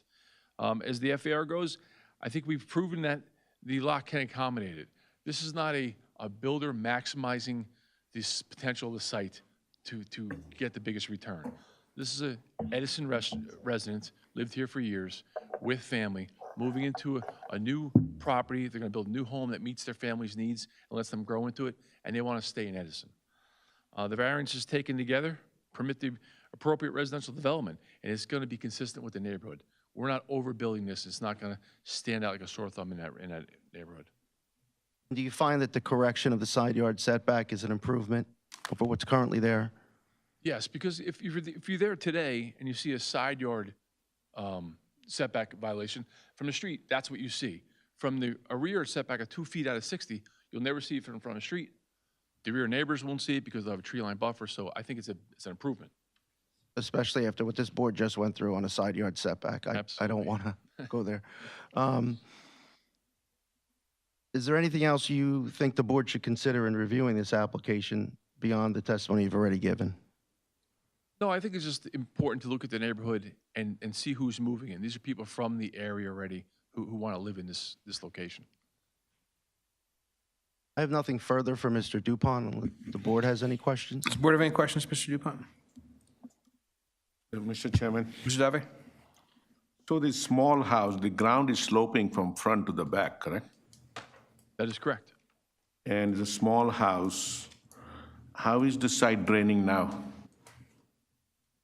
Just based on the topographic survey that I'm looking at, the slope, it appears from the structure. Yeah, so the front is 141 somewhere, and your house, and the small house is sitting on top of the, I would say, the hill. It's a 143 at the top. And it goes down all the way back 136. There is almost like 4 plus another 7 foot slope from front to the back. Yeah, I agree. Are you making it worse, the drainage, than what you have now, putting a bigger building footprint? No, there'll still be 58 feet of grass before and a tree line buffer. So will the grading in the rear of the property change? Certainly. Will it necessarily be different, more, would it have a negative impact on the adjoining property? I don't think so. And the builder could certainly, and you guys could make this happen, could certainly put conditions on the roof leaders to come to the forward of the property. Could certainly do that. I just want to make sure that you're not making it worse and how currently the site is draining. It's percolating, by itself in the ground, that's okay, but don't make it worse for the neighbors. Understood. Right, that's about it, Chairman. Thank you, Mr. Dovey. Any other questions, Mr. Dupont? Mr. Dupont, did you do any type of analysis of similar FAR within the neighborhood? I took a look. It's hard to do off Google Earth for FAR. If it was lot area and lot widths and depths, we could have done that very easily. A little harder on FAR. I did drive the neighborhood, looked at some homes. It's a combination. There's some older capes and some ranches, and there's some new homes, some larger. So it's kind of a variety of the neighborhood. I think this proposed building with its width is going to fit the neighborhood beautifully. Okay. Any other questions, Mr. Dupont? None? Okay. Thank you very much. Mr. Chairman, as I indicated, I have Mr. and Mrs. Shaw here. If the board has any questions specifically of them, I realize that, you have another application after us, so I'm not trying to prolong this. We get paid the same amount no matter if we're here by what time we get out. I understand that, but you all want to get home. I understand that. But they're here if the board has any specific questions as to Mr. and Mrs. Shaw. Does the board have any questions for the applicant? No? Okay. Thank you very much, counsel. Do you have anything else to add? I would not call any other witnesses. Okay, all right, so we'll now go out to the public. Anyone within 200 feet of the subject site wanting to be heard, if you're within 200 feet, you received a notice via certified mail. Sir?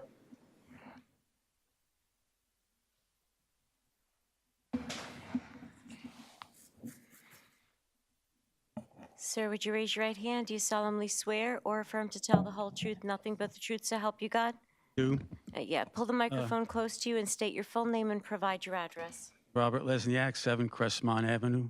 I'm sorry, Edison. what was the last name? I didn't catch that. Mr. Chairman, members of the board. I'm sorry, Sir, if you could please provide your name again, just for the attorney. Robert Lesniak, Lesniak.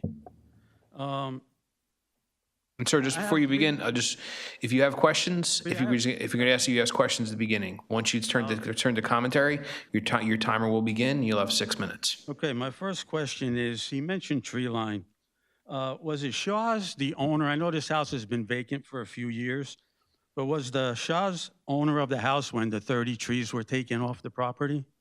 I can answer that, Mr. Chairman. They were not. They purchased it from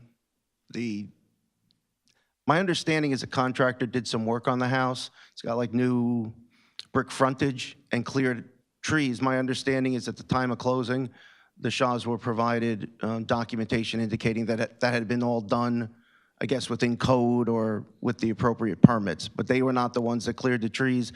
And just to be clear, Mr. Lesniak, if you're concerned, as part of this application, we are not proposing to remove another tree at all. Well, I don't think there's any left. No, I mean, there are, but the plan does not call for any more trees to be removed. Now, with the trees that were removed, even though the Shaws didn't do it, you say there's no potential for storm water because one fellow mentioned, a board member, that property does slope quite a bit from front to back. And there's some neighbors here today that even before this is going to take place, this house, they were getting water in the basement. You're saying this will not happen? Well, I'm saying from a planning standpoint, at this point, the property slopes to the rear now, from the middle of the house to the rear. It will still slope to the rear of the property as well, but there'll be 58 feet of grass still buffering before it gets to a property line. Yeah, if the board would like as a potentially a condition of approval for the Shaws to plant some additional trees in the back or arborvitaes, I'm sure Mr. Bletcher could probably come up with kind of foliage that would work best. But if the neighbors would like some trees in the back, I mean, we would certainly consider that as a condition of approval. This house now, with the FAR ratio, is required 25%. They're asking for 35%. And that's quite a bit. Now, the coverage of the building is required 15%. They're asking 19.6. Now, the houses in that area are ranch-style houses. The biggest ranch on that block is 1,792 square feet. The Colonial House, which is one of the biggest on that block. Now, Crestmont Avenue is only 1 block long. There's only 11 houses on that block, mailing addresses. So it's not a long block. The Colonial is 2,378 square feet. The proposal for the new house is 5,982 square feet. I don't know how that fits the neighborhood. With the street only being a block long and the small houses, and there's no reason driving down that street for no other purpose than going to your house. It's a neighborhood where fathers teach their daughters, sons how to ride bicycles. This house would just be out of place. I know you said the family needs, and I know I had a father who had a stroke, was in a wheelchair, but at that time we lived in a 6-family house on the 2nd floor, and we managed to get by. So with that being said, I don't think this house just fits the neighborhood. It's too big. It doesn't belong. I don't know if they purchased a lot before or after their needs, but I just feel that this house is just doesn't fit the neighborhood at all. Thank you. Thank you very much, sir. Anyone else within 200 feet of subject site want to be heard? Judith Levine. Oh, hold on. Raise your right hand. Sorry. Do you solemnly swear or affirm to tell the whole truth, nothing but the truth, so help you God? Yes, And just pull the microphone close to you. there you go. It's Judith Levine. Judith Levine, 4 Crestmont Avenue, across the street. So I am concerned about a big, big house.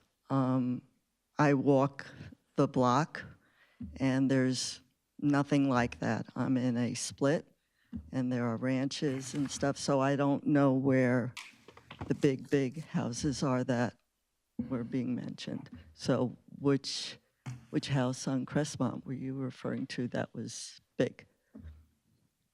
I'm sorry, that in the neighborhood, there's a couple of new homes, there's one new home being built in the corner. I think your home is a split level up front. Yeah, and this home is going to meet the height requirements and the width requirements. From your point of view, it's going to be completely conforming from the front view. It's just a little deeper. It's 2 feet deeper. Yeah, a lot of water and stuff too that I'm worried about, with stuff coming in and on my property and stuff. I don't think so. you're across the street on Crestmont, you have zero impact on your drainage. Because nothing, the front yard drains to the street now, and it was still drains to the street. There'd be zero impact on you. I just feel like it's a big house for the area, and they aren't like that on Crestmont. It says it's an avenue, but it's like a little road. That's what it is. All right, thank you. Thank you very much. Anyone else within 200 feet of subject site wanting to be heard? Please approach.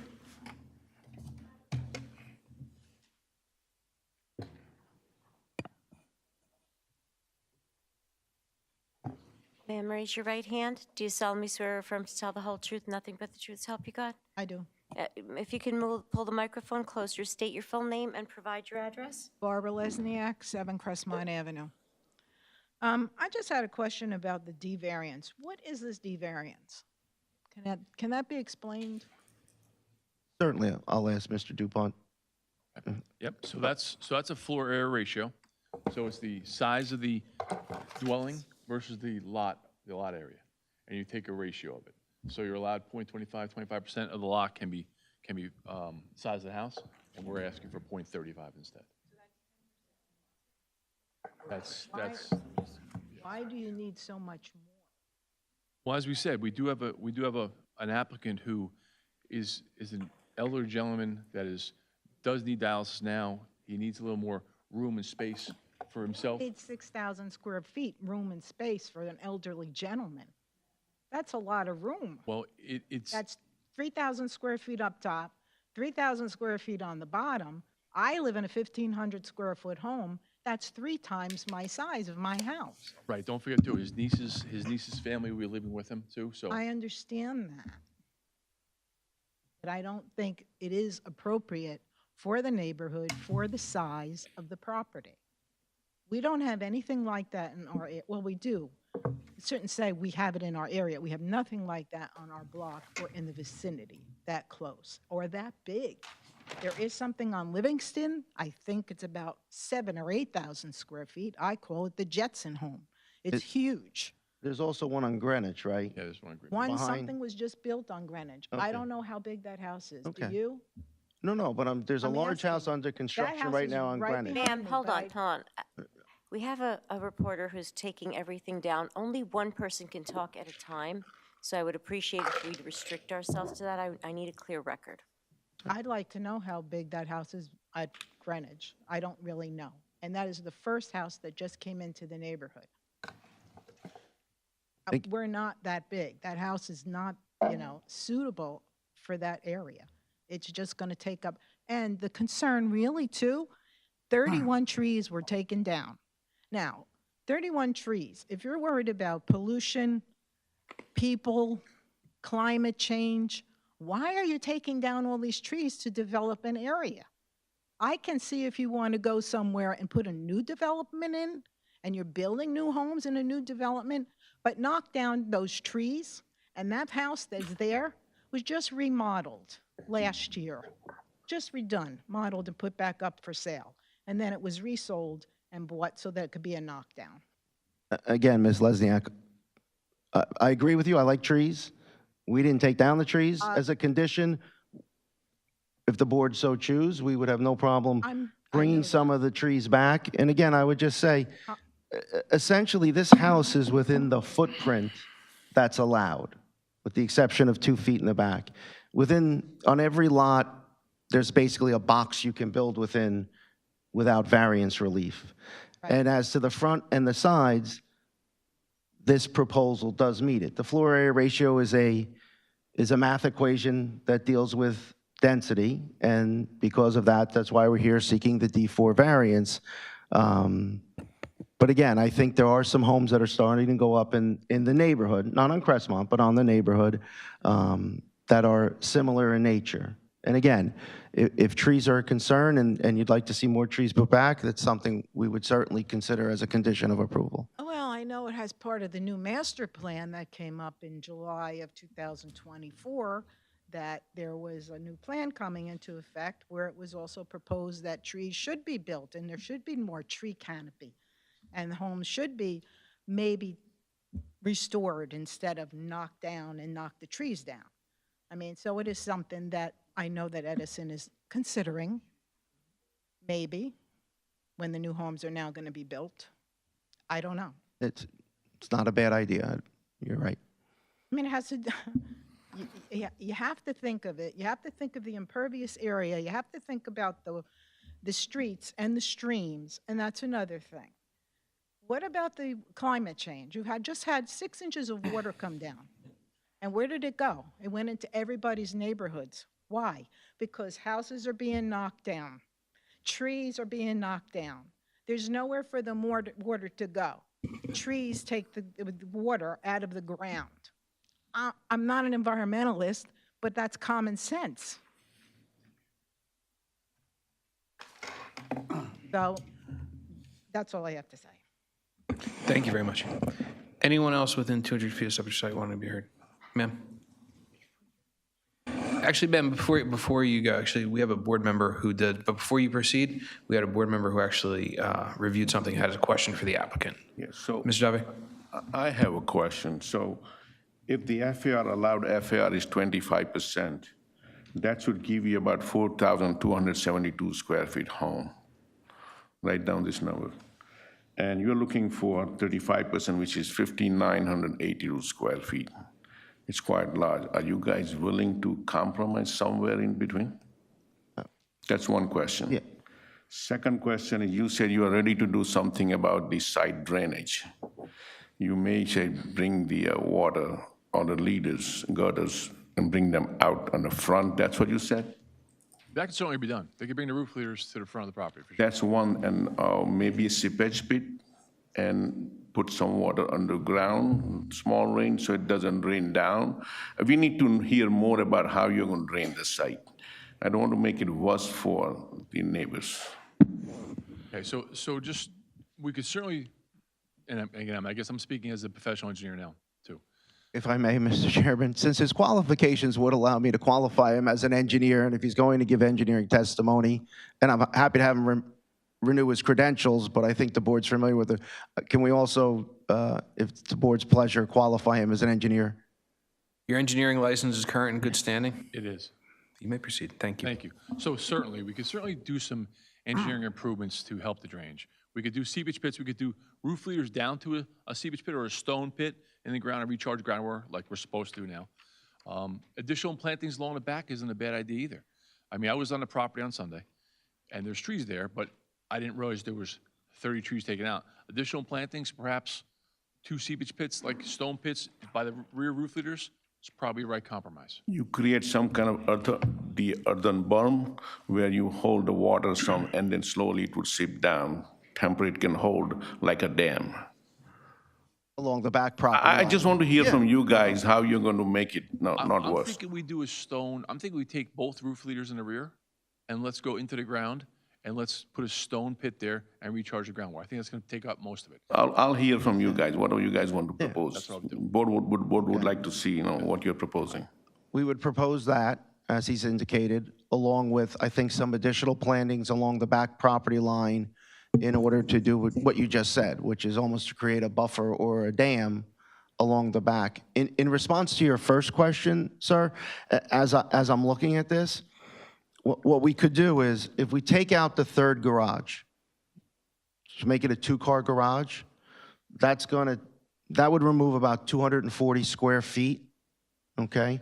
And we could move the entire house 2 feet forward, and it would remove not only the rear yard setback, because we could move it forward too. We would go from 58 to 60, get rid of that variance completely. And the 240 square feet, I'm not a mathematician, that's why Mom sent me to law school, but we're at 30.2, and if we get rid of that 240 square feet, we would be at 30, or just about under, and we could get rid of that variance for the max building and pavement coverage.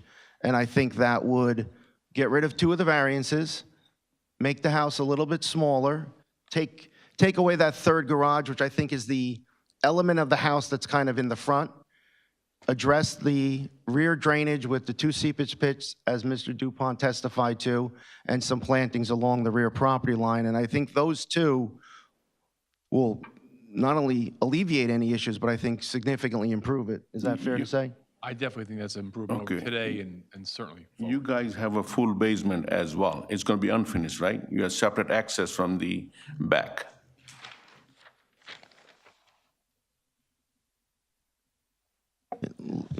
Yes, unfinished with access from the back. Yeah, Yes. okay. And it's going to stay unfinished. Yes, sir. Okay, all right. All right, so that's about for me. Okay, thank you, Mr. Stein. I have a question. I was reviewing the plans. You said it's unfinished. Isn't there a full bathroom and everything down there and a wet bar? So how's that unfinished? Okay, so I'm sorry, so I'm not an architect, but I'm looking at, there's large open unfinished space, but the architect is showing a full bath and a wet bar and a utility. And a bedroom too, right? There's no closet, though. It shouldn't be. Isn't it marked bedroom on the plans? No, you're right, but I'm looking at it, and it doesn't have any closets. As a condition, we would agree that would not be a bedroom. No living space, I guess. So to clarify for the record, is it an unfinished basement or a finished basement? It's. They're proposing the full bath and a wet bar area. So the plans we have, it says it's a finished basement, correct? Yes, I guess you call it a finished basement. I mean, it's a large, wide open basement, yes. With a bedroom, a wet bar, a full bath. Yes. Yeah, okay, thanks. 20%. Mr. Harlow, you did agree that there would not be a bedroom in the basement? Correct. Okay. Mr. Chairman? Vice Chairman? In reference to the drainage, is it possible to take the drainage and tie it into the street storm system? I don't know if there's any storm sewer system in front of the house. Certainly, we could look at that. If we did that, then I would think the need for the seepage pits would probably go away. Tie roof leaders directly in. If it's available, we could take a look at that. So if this got approved, that would be, you would agree to a condition of approval for that, to tie it into the street storm system Tie it rather than the pits? Well, tie it into that if possible, or do a seepage pit. No, the question is, if there's storm piping there, will you tie into it rather than use the pits? Yes, I think the applicant would prefer to do that. I think everybody would prefer to do that. Also, in reference to these trees, how many trees, there was 31 trees removed. How many trees are you willing to put back? My suggestion would be that the applicant would work with the board's planner as to an appropriate, I don't know if, to throw out a number, 20 or 15 or 3 or 30, I'm not prepared to do that. I'm prepared to plant the trees that your board's professional thinks is appropriate. Obviously, we didn't take down. I'm just going to stop because this is a residential application, so generally, Okay. Mr. Bletcher, you do not weigh in terms of residential applications. Correct me if I'm wrong. Correct. Okay, so this would, we would then turn to the expertise of the engineering department within the township. Am I correct? Yes. Okay, all right. So we'll work with township engineering. I think that's a more appropriate way to handle it is we'll work with the borough's township's engineering department as to an appropriate tree plan. I would certainly agree to that as a condition of approval. Okay, all right, thank you. All right, anyone else? Okay, ma'am, I apologize. You were standing for so long. I should have told you to take a seat and relax for a little bit, but no, I apologize. Ma'am, would you raise your right hand? Do you solemnly swear or affirm? Raise your right hand. Do you solemnly swear or affirm to tell the whole truth, nothing but the truth, so help you God? Yes, I do. And state your full name and your address. Trudy Bookbinder, 5 Crestmont Avenue. I'm the house right next door. The 3 Crestmont driveway and my driveway are next to each other with a small piece of land in between, very small. And since these 31 trees were taken down, I cannot use, if it rains heavy, I cannot walk in my side door. It's a flood. We've had water in the basement also since these trees. These trees were hundreds of years old. They were huge trees. There are none left in the front. They're all taken down. And I'm not sure how many are in the back that are left, maybe 3 or 4. So we've had a major problem with that. And again, like my neighbors have said, my house is what they call a front to back colonial. It's an average home in good shape. The flooding has been terrible. It could be because the property has not been taken care of for years.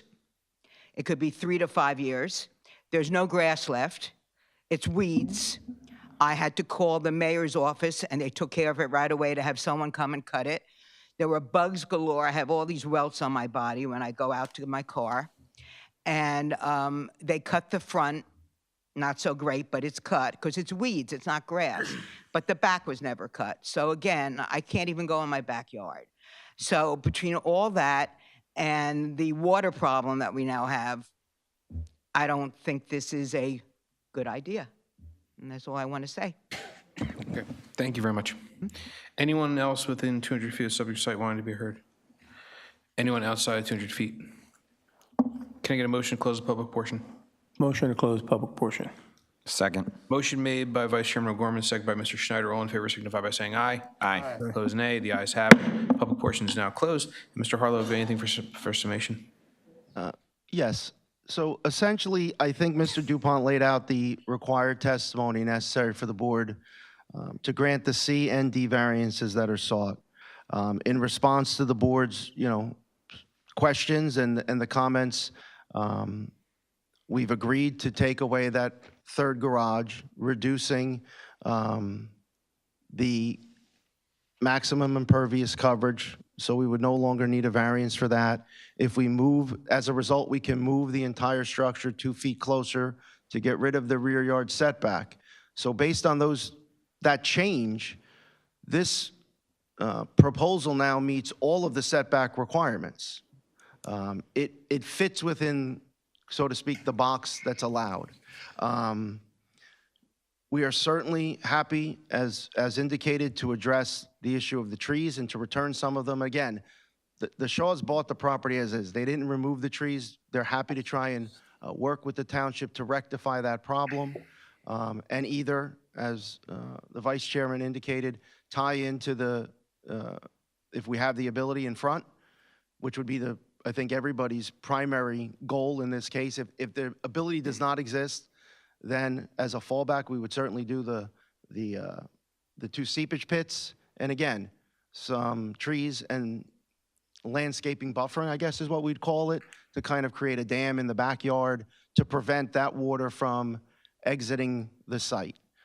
So I think with those changes, through the feedback with the board and frankly, the residents, I think this is a positive improvement to the neighborhood. It allows a local resident to stay in Edison and build a home that her and her family can continue to hopefully reside here for another 40 years. So thank you. Thank you. I'll go to the board. Excuse me. Good, Mr. Abbott. What? Yeah, I need your microphone. Are they coming back with the more info, what the new FAR would be? That's my question. Sorry, what was the question? Are you guys coming back with the, all these questions, concern they raised with the answers and what the new FAR would be? I mean, you're just telling me one garage would be reduced and what's happening second floor, first floor, how much the FAR goes down from 35%?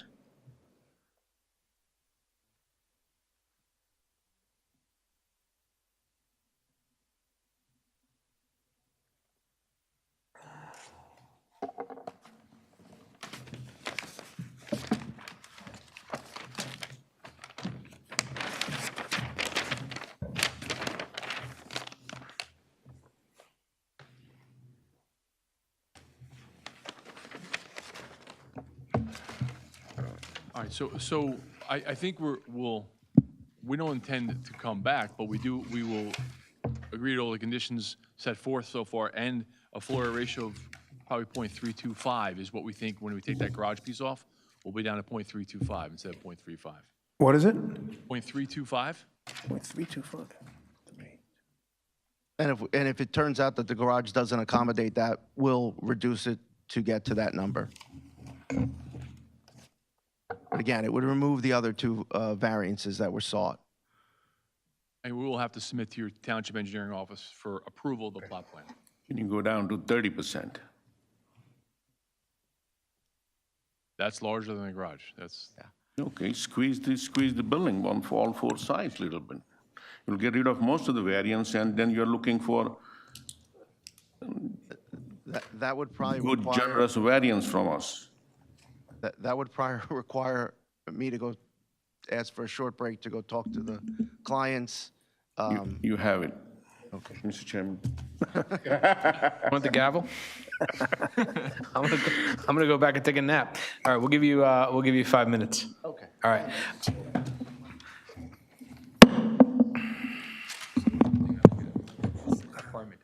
Get rid of it.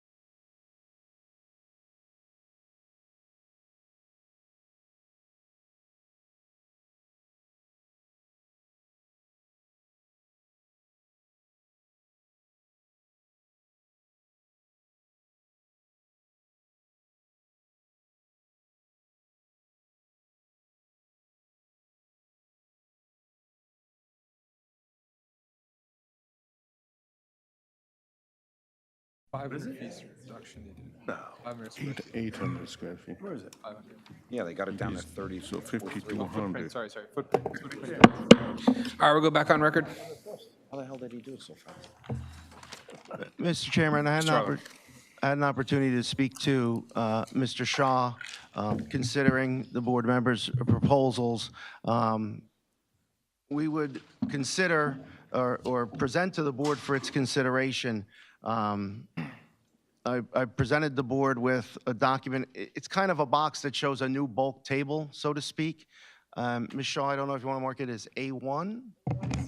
A1, which reduces the house to a 5,200 square foot home, which gets rid of the proposed variance for max coverage of building.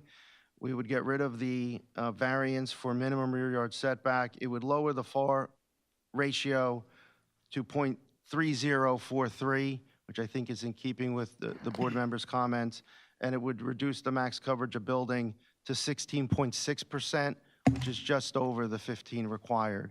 And I think that would address the board members' concerns. Okay. Michelle?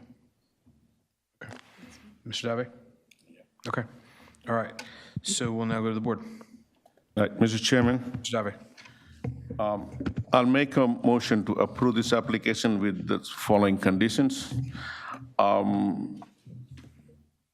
The applicant agreed to make sure that the current drainage system current drainage situation do not get worse than what it is currently now.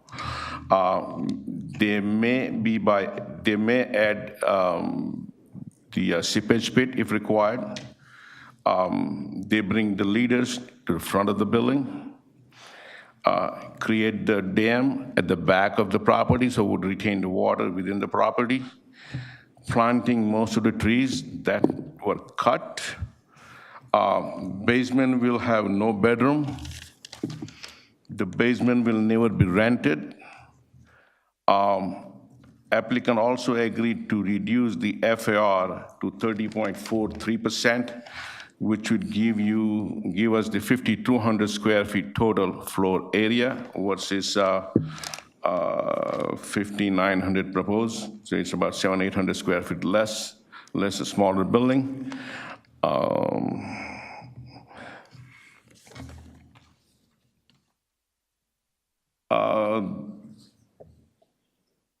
This motion will also incorporate all of the testimony of the applicant, attorney, planners, engineers, and member of the board, as well as incorporate of the conditions that been just listed now. All right, did I miss anything, guys? Just one clarification. In terms of the trees, we would work with the Township Engineering Department as to the amount and placement. Is that fair? And caliper. Caliper, Okay, yes. caliper. Okay, That's okay. And Mr. Chairman, in reference to the drainage, if there's a storm piping in the street, you'll tie into that, not go to the That's pit. door number one, right? Right. Okay, thank you. Okay. All right. Motion made. Is there a second? Second. Motion made by Mr. Dave, seconded by Mr. Sadata. Roll call, please. Mr. Chabra? Yes, the motion. Mr. Cerrito? Yes on the motion. Mr. Schneider? Yes to the motion. Mr. DeVay? Yes on the motion. Mr. Sidaha? Yes for the motion. Vice Chair O'Gorman? Yes on the motion. And Chairman Kamba? Yes on the motion. Unanimous approval. Congratulations. Thank you very much. Okay. Before we move to the next case, we have a Cub Scout with us from the Metuchen Council, Mr. Braden McCabe. Mr. McCabe is entering the 8th grade at St. Francis Cathedral School, and he's here with us this evening for his Citizenship in the Community badge. So Braden, thank you so much for being with us. We hope you learned something, and good luck. All right, thank you.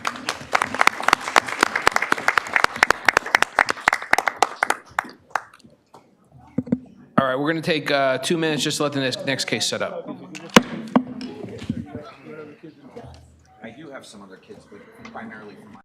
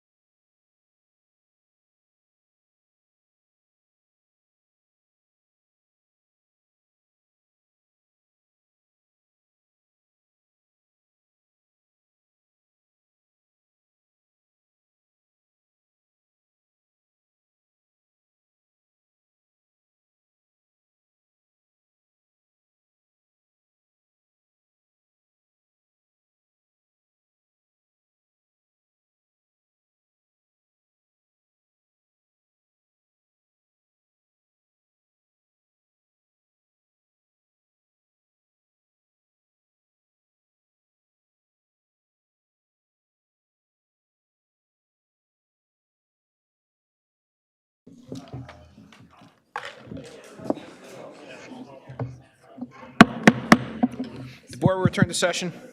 Madam Secretary, next case on the agenda, please. Case number Z33, 2024, Asian Fresh of Edison LLC at 1829 to 1837 Lincoln Highway. Applicant is proposing preliminary and final site plan approval to convert the existing vacant retail music store to an Asian food market. The standards have not been met in accordance with the master plan. Existing minimum front yard required is 30 feet, proposed is 5 feet. Maximum lot coverage required is 25%, proposed is 39.5%. Max FAR required is 0.25, proposed is 0.39. Affected property is located in the GB zone, designated as block number 104.06, lot numbers 10.01 and 14.02 on the Edison Township tax map. All noticing paperwork is in order. Good evening, council. Good evening, Mr. Chairman, members of the board, and your professionals. David Himmelman, I am the attorney for the applicant, Asian Fresh of Edison, and I just have a brief opening statement, and I know the evening's late, so we'll try and proceed expeditiously. Thank you. Just before you proceed, would you just move that podium just a little closer to you? That's perfect. We want to make sure you're That better? Yeah, that's great. We want to make sure you can hear you at home. Okay. As you are aware, the applicant, for the record, is Asian Fresh of Edison, Inc. The applicant, as you know, has applied to your board for preliminary and final site plan approval, along with D variance and C bulk variances to occupy the former Sam Ash music space as an Asian retail food market. And for the record, the property is identified as block 104.06, lots 10.01 and 14.02, located at 1829, 1837 Lincoln Highway, although we all know it is Route 27, and of course that's designated on your tax map in Edison. The property consists of approximately 1.2924 acres and is located in the GB General Business District of the township. The retail and personal service use are permitted in that zone.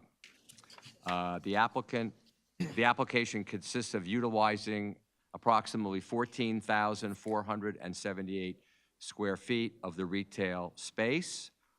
A loading area, refuse storage area, and new landscaping and lighting are also being proposed as part of this application.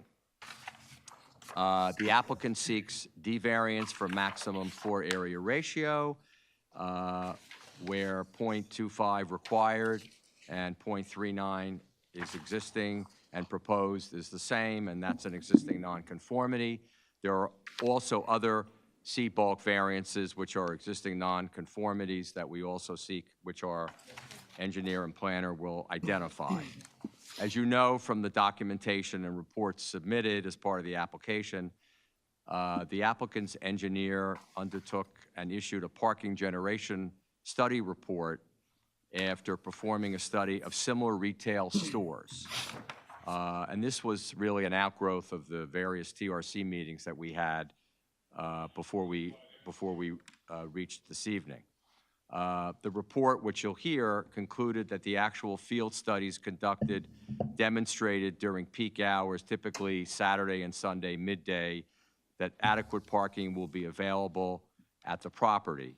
And you'll note from your planner's report that while 103 spaces are technically required, based upon the studies and the data that we collected, we believe that 68 spaces would be necessary.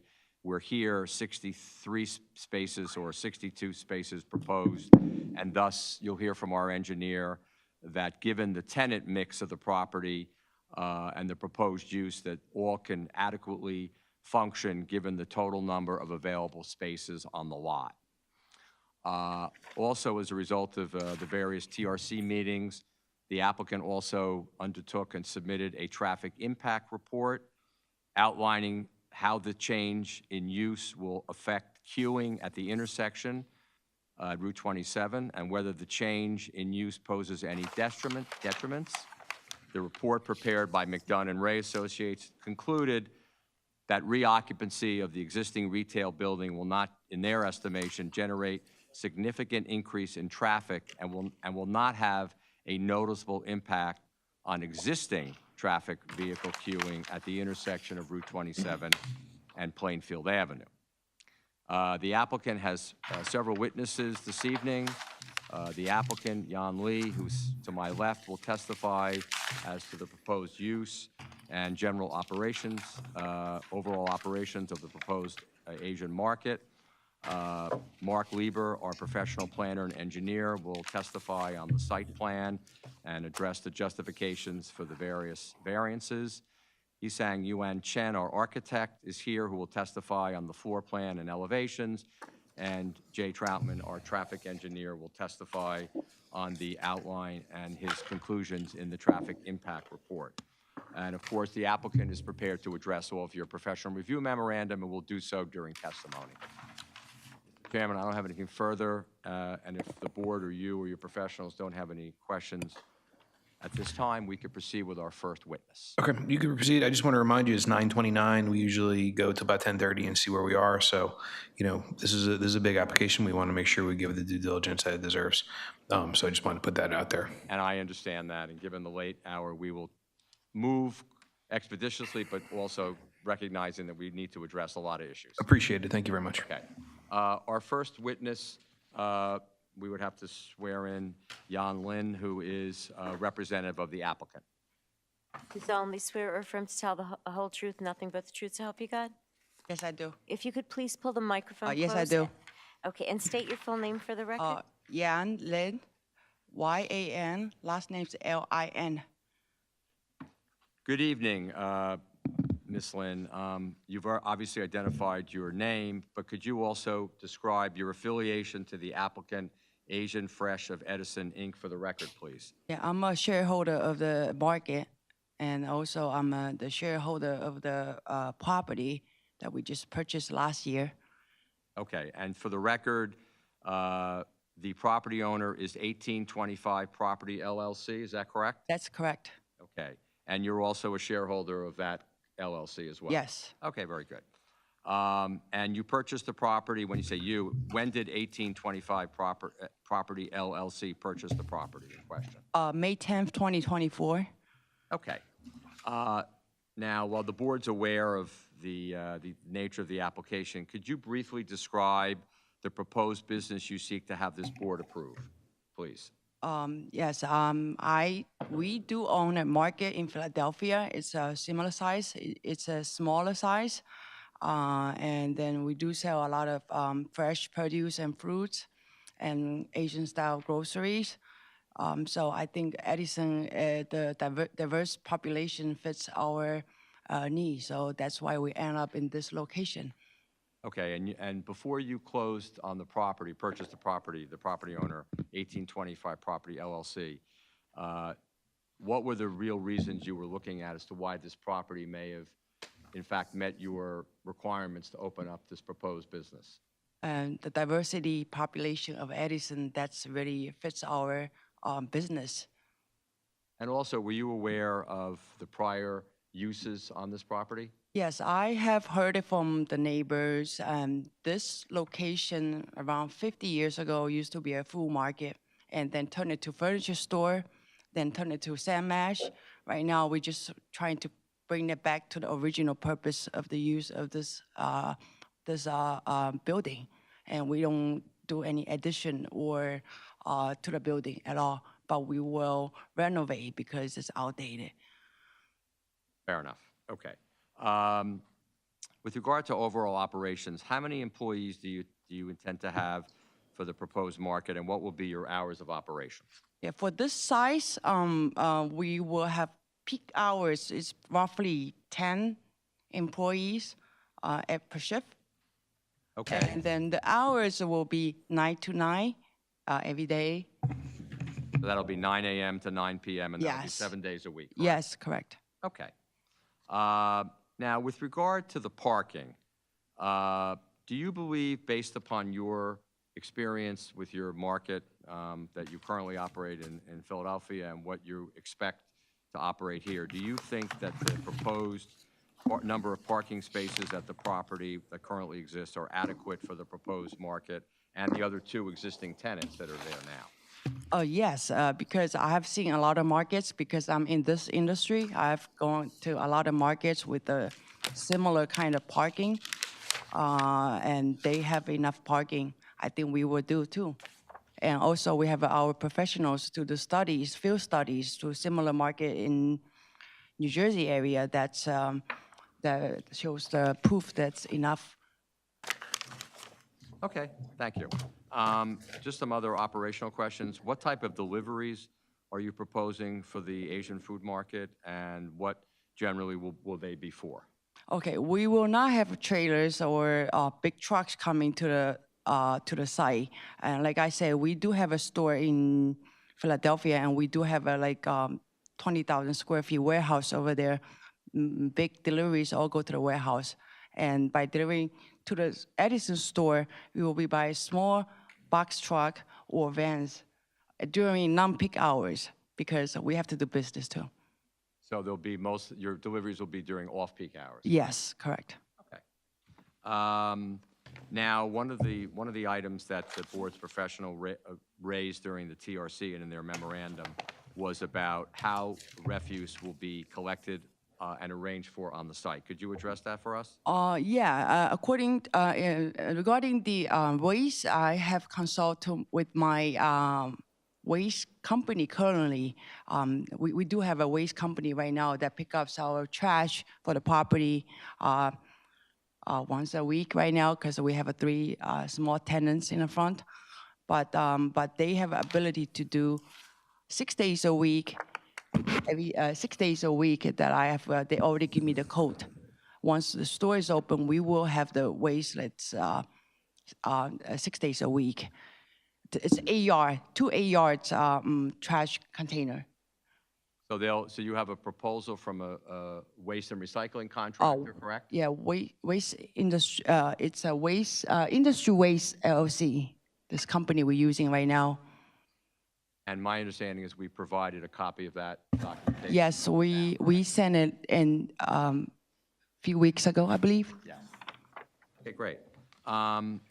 Now, the buildings on the property, the retail space that you're looking to occupy for the Asian market, and the other buildings that occupy the tenants, on behalf of the property owner, will they remain in the current ownership of 1825 Property LLC, to your knowledge? Yes. Okay, very good. All right.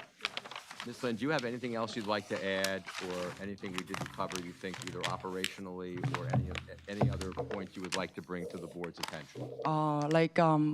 As of a owner of the property and the owner of the market, we want to renovate the building interiorly and exteriorly, and the parking lot needs to be repaved.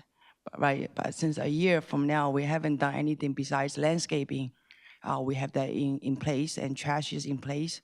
But other than that, when we move to rebuild this, not rebuild, to renovate, everything will be done. It will be nice. And the facade right now is tear down. I mean, not tear down, it needs to be fixed nicely.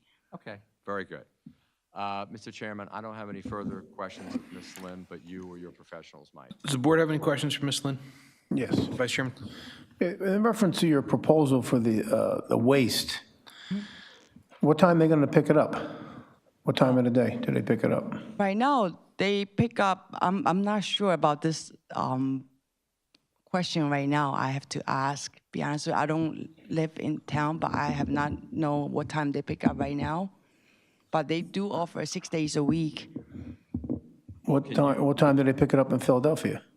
Oh, my Philadelphia is, it depends if it's a holiday. I have a trash pickup. Well, let me just follow up with your question. Are you able to control the times of when they'll be able to pick up the trash? In other words, so the trash doesn't build up?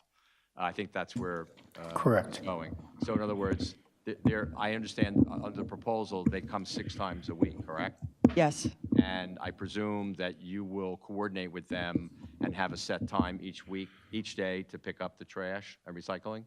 Yes, I can talk to the salesperson to have the time arranged at what time need to be picked up every day. Presume logically that would probably be in the morning, correct? Most of trash do pick up in the morning. And then it's 6 days a week. What day don't they pick up? I believe Sunday. All right, thank you. So on that same topic, I mean, I'm just concerned that there is adjacent residential on Greenwood, so I wouldn't want pickup to occur too early. Would you be willing to give a 2-hour window of 7 a.m., between 7 a.m. and 9 a.m., so it's done prior to your opening? For the trash? Yes. Yes, we can talk to Okay. the trash So company. if so approved, that would be a condition of approval. Okay. Yes. Okay, thank you very much, appreciate that. Sure. Chairman, any other questions for Ms. Lynn? And Mr. Chair, Mr. I have a Chavez. question for the applicant. So there's 2 buildings on the proposed lot right now. What is the current use of that masonry building in the front? Do you have a tenant there? Yes, we do have tenant there. And what is the current use? One's hair salon and one is it's kitchen cabinet display shop. So and the other one it's a light shop that sells lights for the housing. I think. So there's 3 stores in the front. Yeah. And what are their days of operations? Would you happen to know that? I'm not sure right now, but I know hair salon closed on Tuesday, but they close like around 6 o'clock, and the kitchen cabinet closed at 6. They close pretty early. Okay, thank you. Okay. Any other questions for Ms. Lynn? Mr. Dave? So the current, the building and the parking spaces that you have now at the premise, you guys are not adding any more parking, you're not changing the layout of the building, you are using existing building, just renovating them. That's correct. And currently you have tenants on the property, they are using some of your parkings, correct? Yes. Do you know what parking you have allotted them, that it will be their parking with the ADA and all this, or do you have that info? That's shared parking lot, but my engineer has done the study saying how many parking each space needs, so we had them added It will be together. separate testimony? Yeah, I think Mr. Lieber will be able to go through the tenants that are there and their allocable parking needs. Okay, all right. Thank you, Mr. Chairman. Thank you. And then the delivery, you covered that there'd be no trailers, it would be delivery by box truck or van during off-peak hours. How frequently are deliveries made? But we can arrange, like, it's really because we have warehouse in Philadelphia, we really can arrange it among our end, say, not delivery too often, or like. I think what Ms. Lynn is saying is that the inventory is coming from their warehouse in Philadelphia. So they'll be able to control when those deliveries Yes. occur. And certainly, again, we would, to your point about the trash collection, we could certainly, the applicants can certainly agree to a condition that deliveries, even though they're coming in small trucks, would not be too early. We could stipulate to similar timeframes in the morning, if that So works. just for the record, 7 a.m. to 9 a.m.? That's fine. Okay, all right, thank you very much. Any other questions for Ms. Lynn? Okay, thank you very much. Thank you, Mr. Chairman. Okay, take a step back, but don't go anywhere. Okay, thank you. Mr. Chairman, our next witness is Mark Lieber, who's our professional planner and engineer, sworn and qualified. Lieber, if you'd raise your right hand, do you solemnly swear or affirm to tell the whole truth, nothing but the truth to help you God? Yes, I do. And state your full name for the record. It's Mark with a C, and my last name is Lieber, L-E-B-E-R. And Mr. Lieber, if you could please provide the board with a summary of your background and qualifications. Hi, good evening. I graduated with a Bachelor of Science degree in Civil Engineering from Drexel University. I completed the MBA program at Rutgers Graduate School and was licensed as a professional engineer in 2003. I was licensed as a planner in 2005 and a certified municipal engineer in 2006. I've testified before this board as well as other boards throughout the entire state of New Jersey, and I'm a qualified expert witness in both municipal court and superior court. And your license is valid and in good standing? Yes, it is. Thank you very much. You may proceed. Thank you, Mr. Chairman. Mr. Lieber, I know you have some photographs that you've taken that you would like to admit as an exhibit. Michelle, I know that the applicant was asked, and we complied with filing all reports, application materials, and everything before this evening. But we do have some photographs, but I don't know if there'd be a concern if we could just circulate those for the board to review as Mr. Lieber is testifying. So I would like to have them marked. Do you know how many photographs we're looking at? 8. Yeah, but 8 there, we could do it as photographs? a package. Okay, so do we have enough for the board, or how Yes. many? Yes. Okay, so 8. So do you want to mark all 8? There are 8 pages marked as, or 8 photographs marked as A1? That would be perfect. Okay. Okay, Mr. Lieber, if you would, obviously you're going to introduce your discussion about the photographs, but also we'd like you to give your testimony on the proposed site plan and the various issues that have been raised by the board's professionals, including the proposed improvements for the project, and also your justification for all the variances and relief sought. So I will turn the floor over to you. Okay, while the photos are going around the room here, I'll just give you a little bit of background. So again, it's block 104.06, lots 10.01 and 14.02. It is the northeast corner of Lincoln Highway and Plainfield Avenue. As you know, Lincoln Highway is a state highway, Route 27. Plainfield Avenue is a county road, Route 529. But this property also has 240 feet of frontage along Greenwood Avenue in the back, which is a local street. So it's a triple frontage property. The total size of the lot is just under 1.3 acres. And also, you heard previously, it's in the GB zone. Now, there are 2 freestanding structures on the property. The total gross square footage is 22,193 square feet. The building in the back with the red along the roof line, that was the Sam Ash store that's currently vacant. The front building, which is situated more toward the front of the property near the traffic light, has 3 existing tenants. One is a salon, one's a kitchen and bath showroom, and the other one is a lighting and fan store. Access to this property is to and from Lincoln Highway or Greenwood Avenue. There's no access from Plainfield Avenue. There are presently 63 parking spaces on the site in a paved parking lot, which is located on the eastern half of the property. This building, I estimate, was built sometime in the early 1950s, and the surrounding uses include retail to the northeast and southwest along the highway.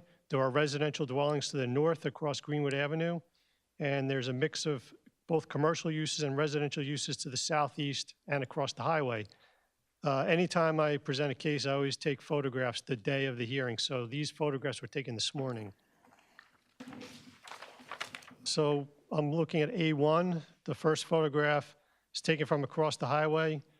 And you'll notice the red building, that's the former Sam Ash store. The photo at the bottom is the building near the traffic signal with the 3 tenants that I mentioned a second ago. You go to page 2. This is a view from Plainfield Avenue of the Sam Ash building. And then the bottom photo, also from Plainfield Avenue, is the view of the existing building in the front. If you go to the next page, you got to turn it sideways. The photo on the bottom of the paper is a view along the back of our building looking down Greenwood Avenue from Plainfield. And then the other picture is looking along Plainfield Avenue at the side of the building toward the intersection. You can see the light in the distance. Finally, on the last page, I gave you on the top just a general overview of what the parking lot looks like today. And then the reason I wanted to show you the bottom picture is because there seems to be some kind of a access into this property from the highway that cuts the corner of our neighbor to our east. That's the access that we're actually going to be closing as part of the application. With regard to the zoning, there's a couple of existing nonconformities I do want to point out, none of which are affected by the application. I'm going to start off with the front yard setbacks. Again, there's triple frontage on the property. The minimum setback in the GB zone is 30 feet. The setback is as little as 5 feet to the existing building. There's existing nonconformity, which would just remain as is. As well, our building and lot coverages. Building coverage is permitted at 25%. Our existing building coverage is 39.5%. We're not proposing any expansions to the building. That would remain the same. The all impervious surface coverage limitation, 75%. Current coverage is 95.5%, and again, that's an existing condition that we would remain unchanged. Floor area ratio, the zone limit is 0.25. If you look at the square footage that's presently on the property, it's 0.39, and again, that would remain 0.39 unchanged. The last item I want to mention is the parking situation. We had looked at the town code, done a calculation for the number of parking spaces that are required. I'll run through that for you. Parking standards are found in your chapter 37-60.3. For the existing salon, that would be classified as a beauty shop. It requires 3 spaces per beautician or 1 space per 150 square feet, whichever is greater. We went there, spoke to them. There's 3 beauticians on staff. Therefore, the square footage multiplier is higher and results in a parking demand of 14.6 spaces for that use. The kitchen and bath store is a similar use to the lighting store. They're both home improvement / hardware uses. The peak parking demand in the ordinance is 1 space per 350 square feet. Therefore, those 2 stores would generate 15.8 needed spaces. Finally, the last building is the former Sam Ash space, which was classified as a commercial retail use, and that would have required 1 parking space per 200 square feet. Based upon the store size, the parking demand for that building alone would have been 72.4 spaces. If you add the 72.4 to the prior numbers I gave you for the salon and the 2 showrooms, the total parking demand per code on this property is 103 spaces. There's only 63 spaces on the property today, so again, that's the last nonconformity I want to talk about because we do not have 103 existing spaces. Now, while we're talking about parking, this is something that I wanted to look into in great detail because we are changing the use. Extensive conversations I had with the client trying to find a similar store that's very, close to her use. Would be more or less a grocery store that sells packaged goods, does not have a bakery, does not have a pharmacy, does not have food preparation or a kitchen that sells hot food over the counter, and does not operate on a 24-hour format. And the closest match I could find in the market was Aldi. So what we had done is we took 3 Aldi locations in the area. One, 2140 Route 27 Edison. We took the one at 623 Texas Road in Marlboro, and we took the one at 50 Racetrack Road in East Brunswick, New Jersey. And we literally sat out there and counted cars in their parking lot in 15-minute increments until we could find the peak number of cars at each of those stores. At whatever hour that was, we then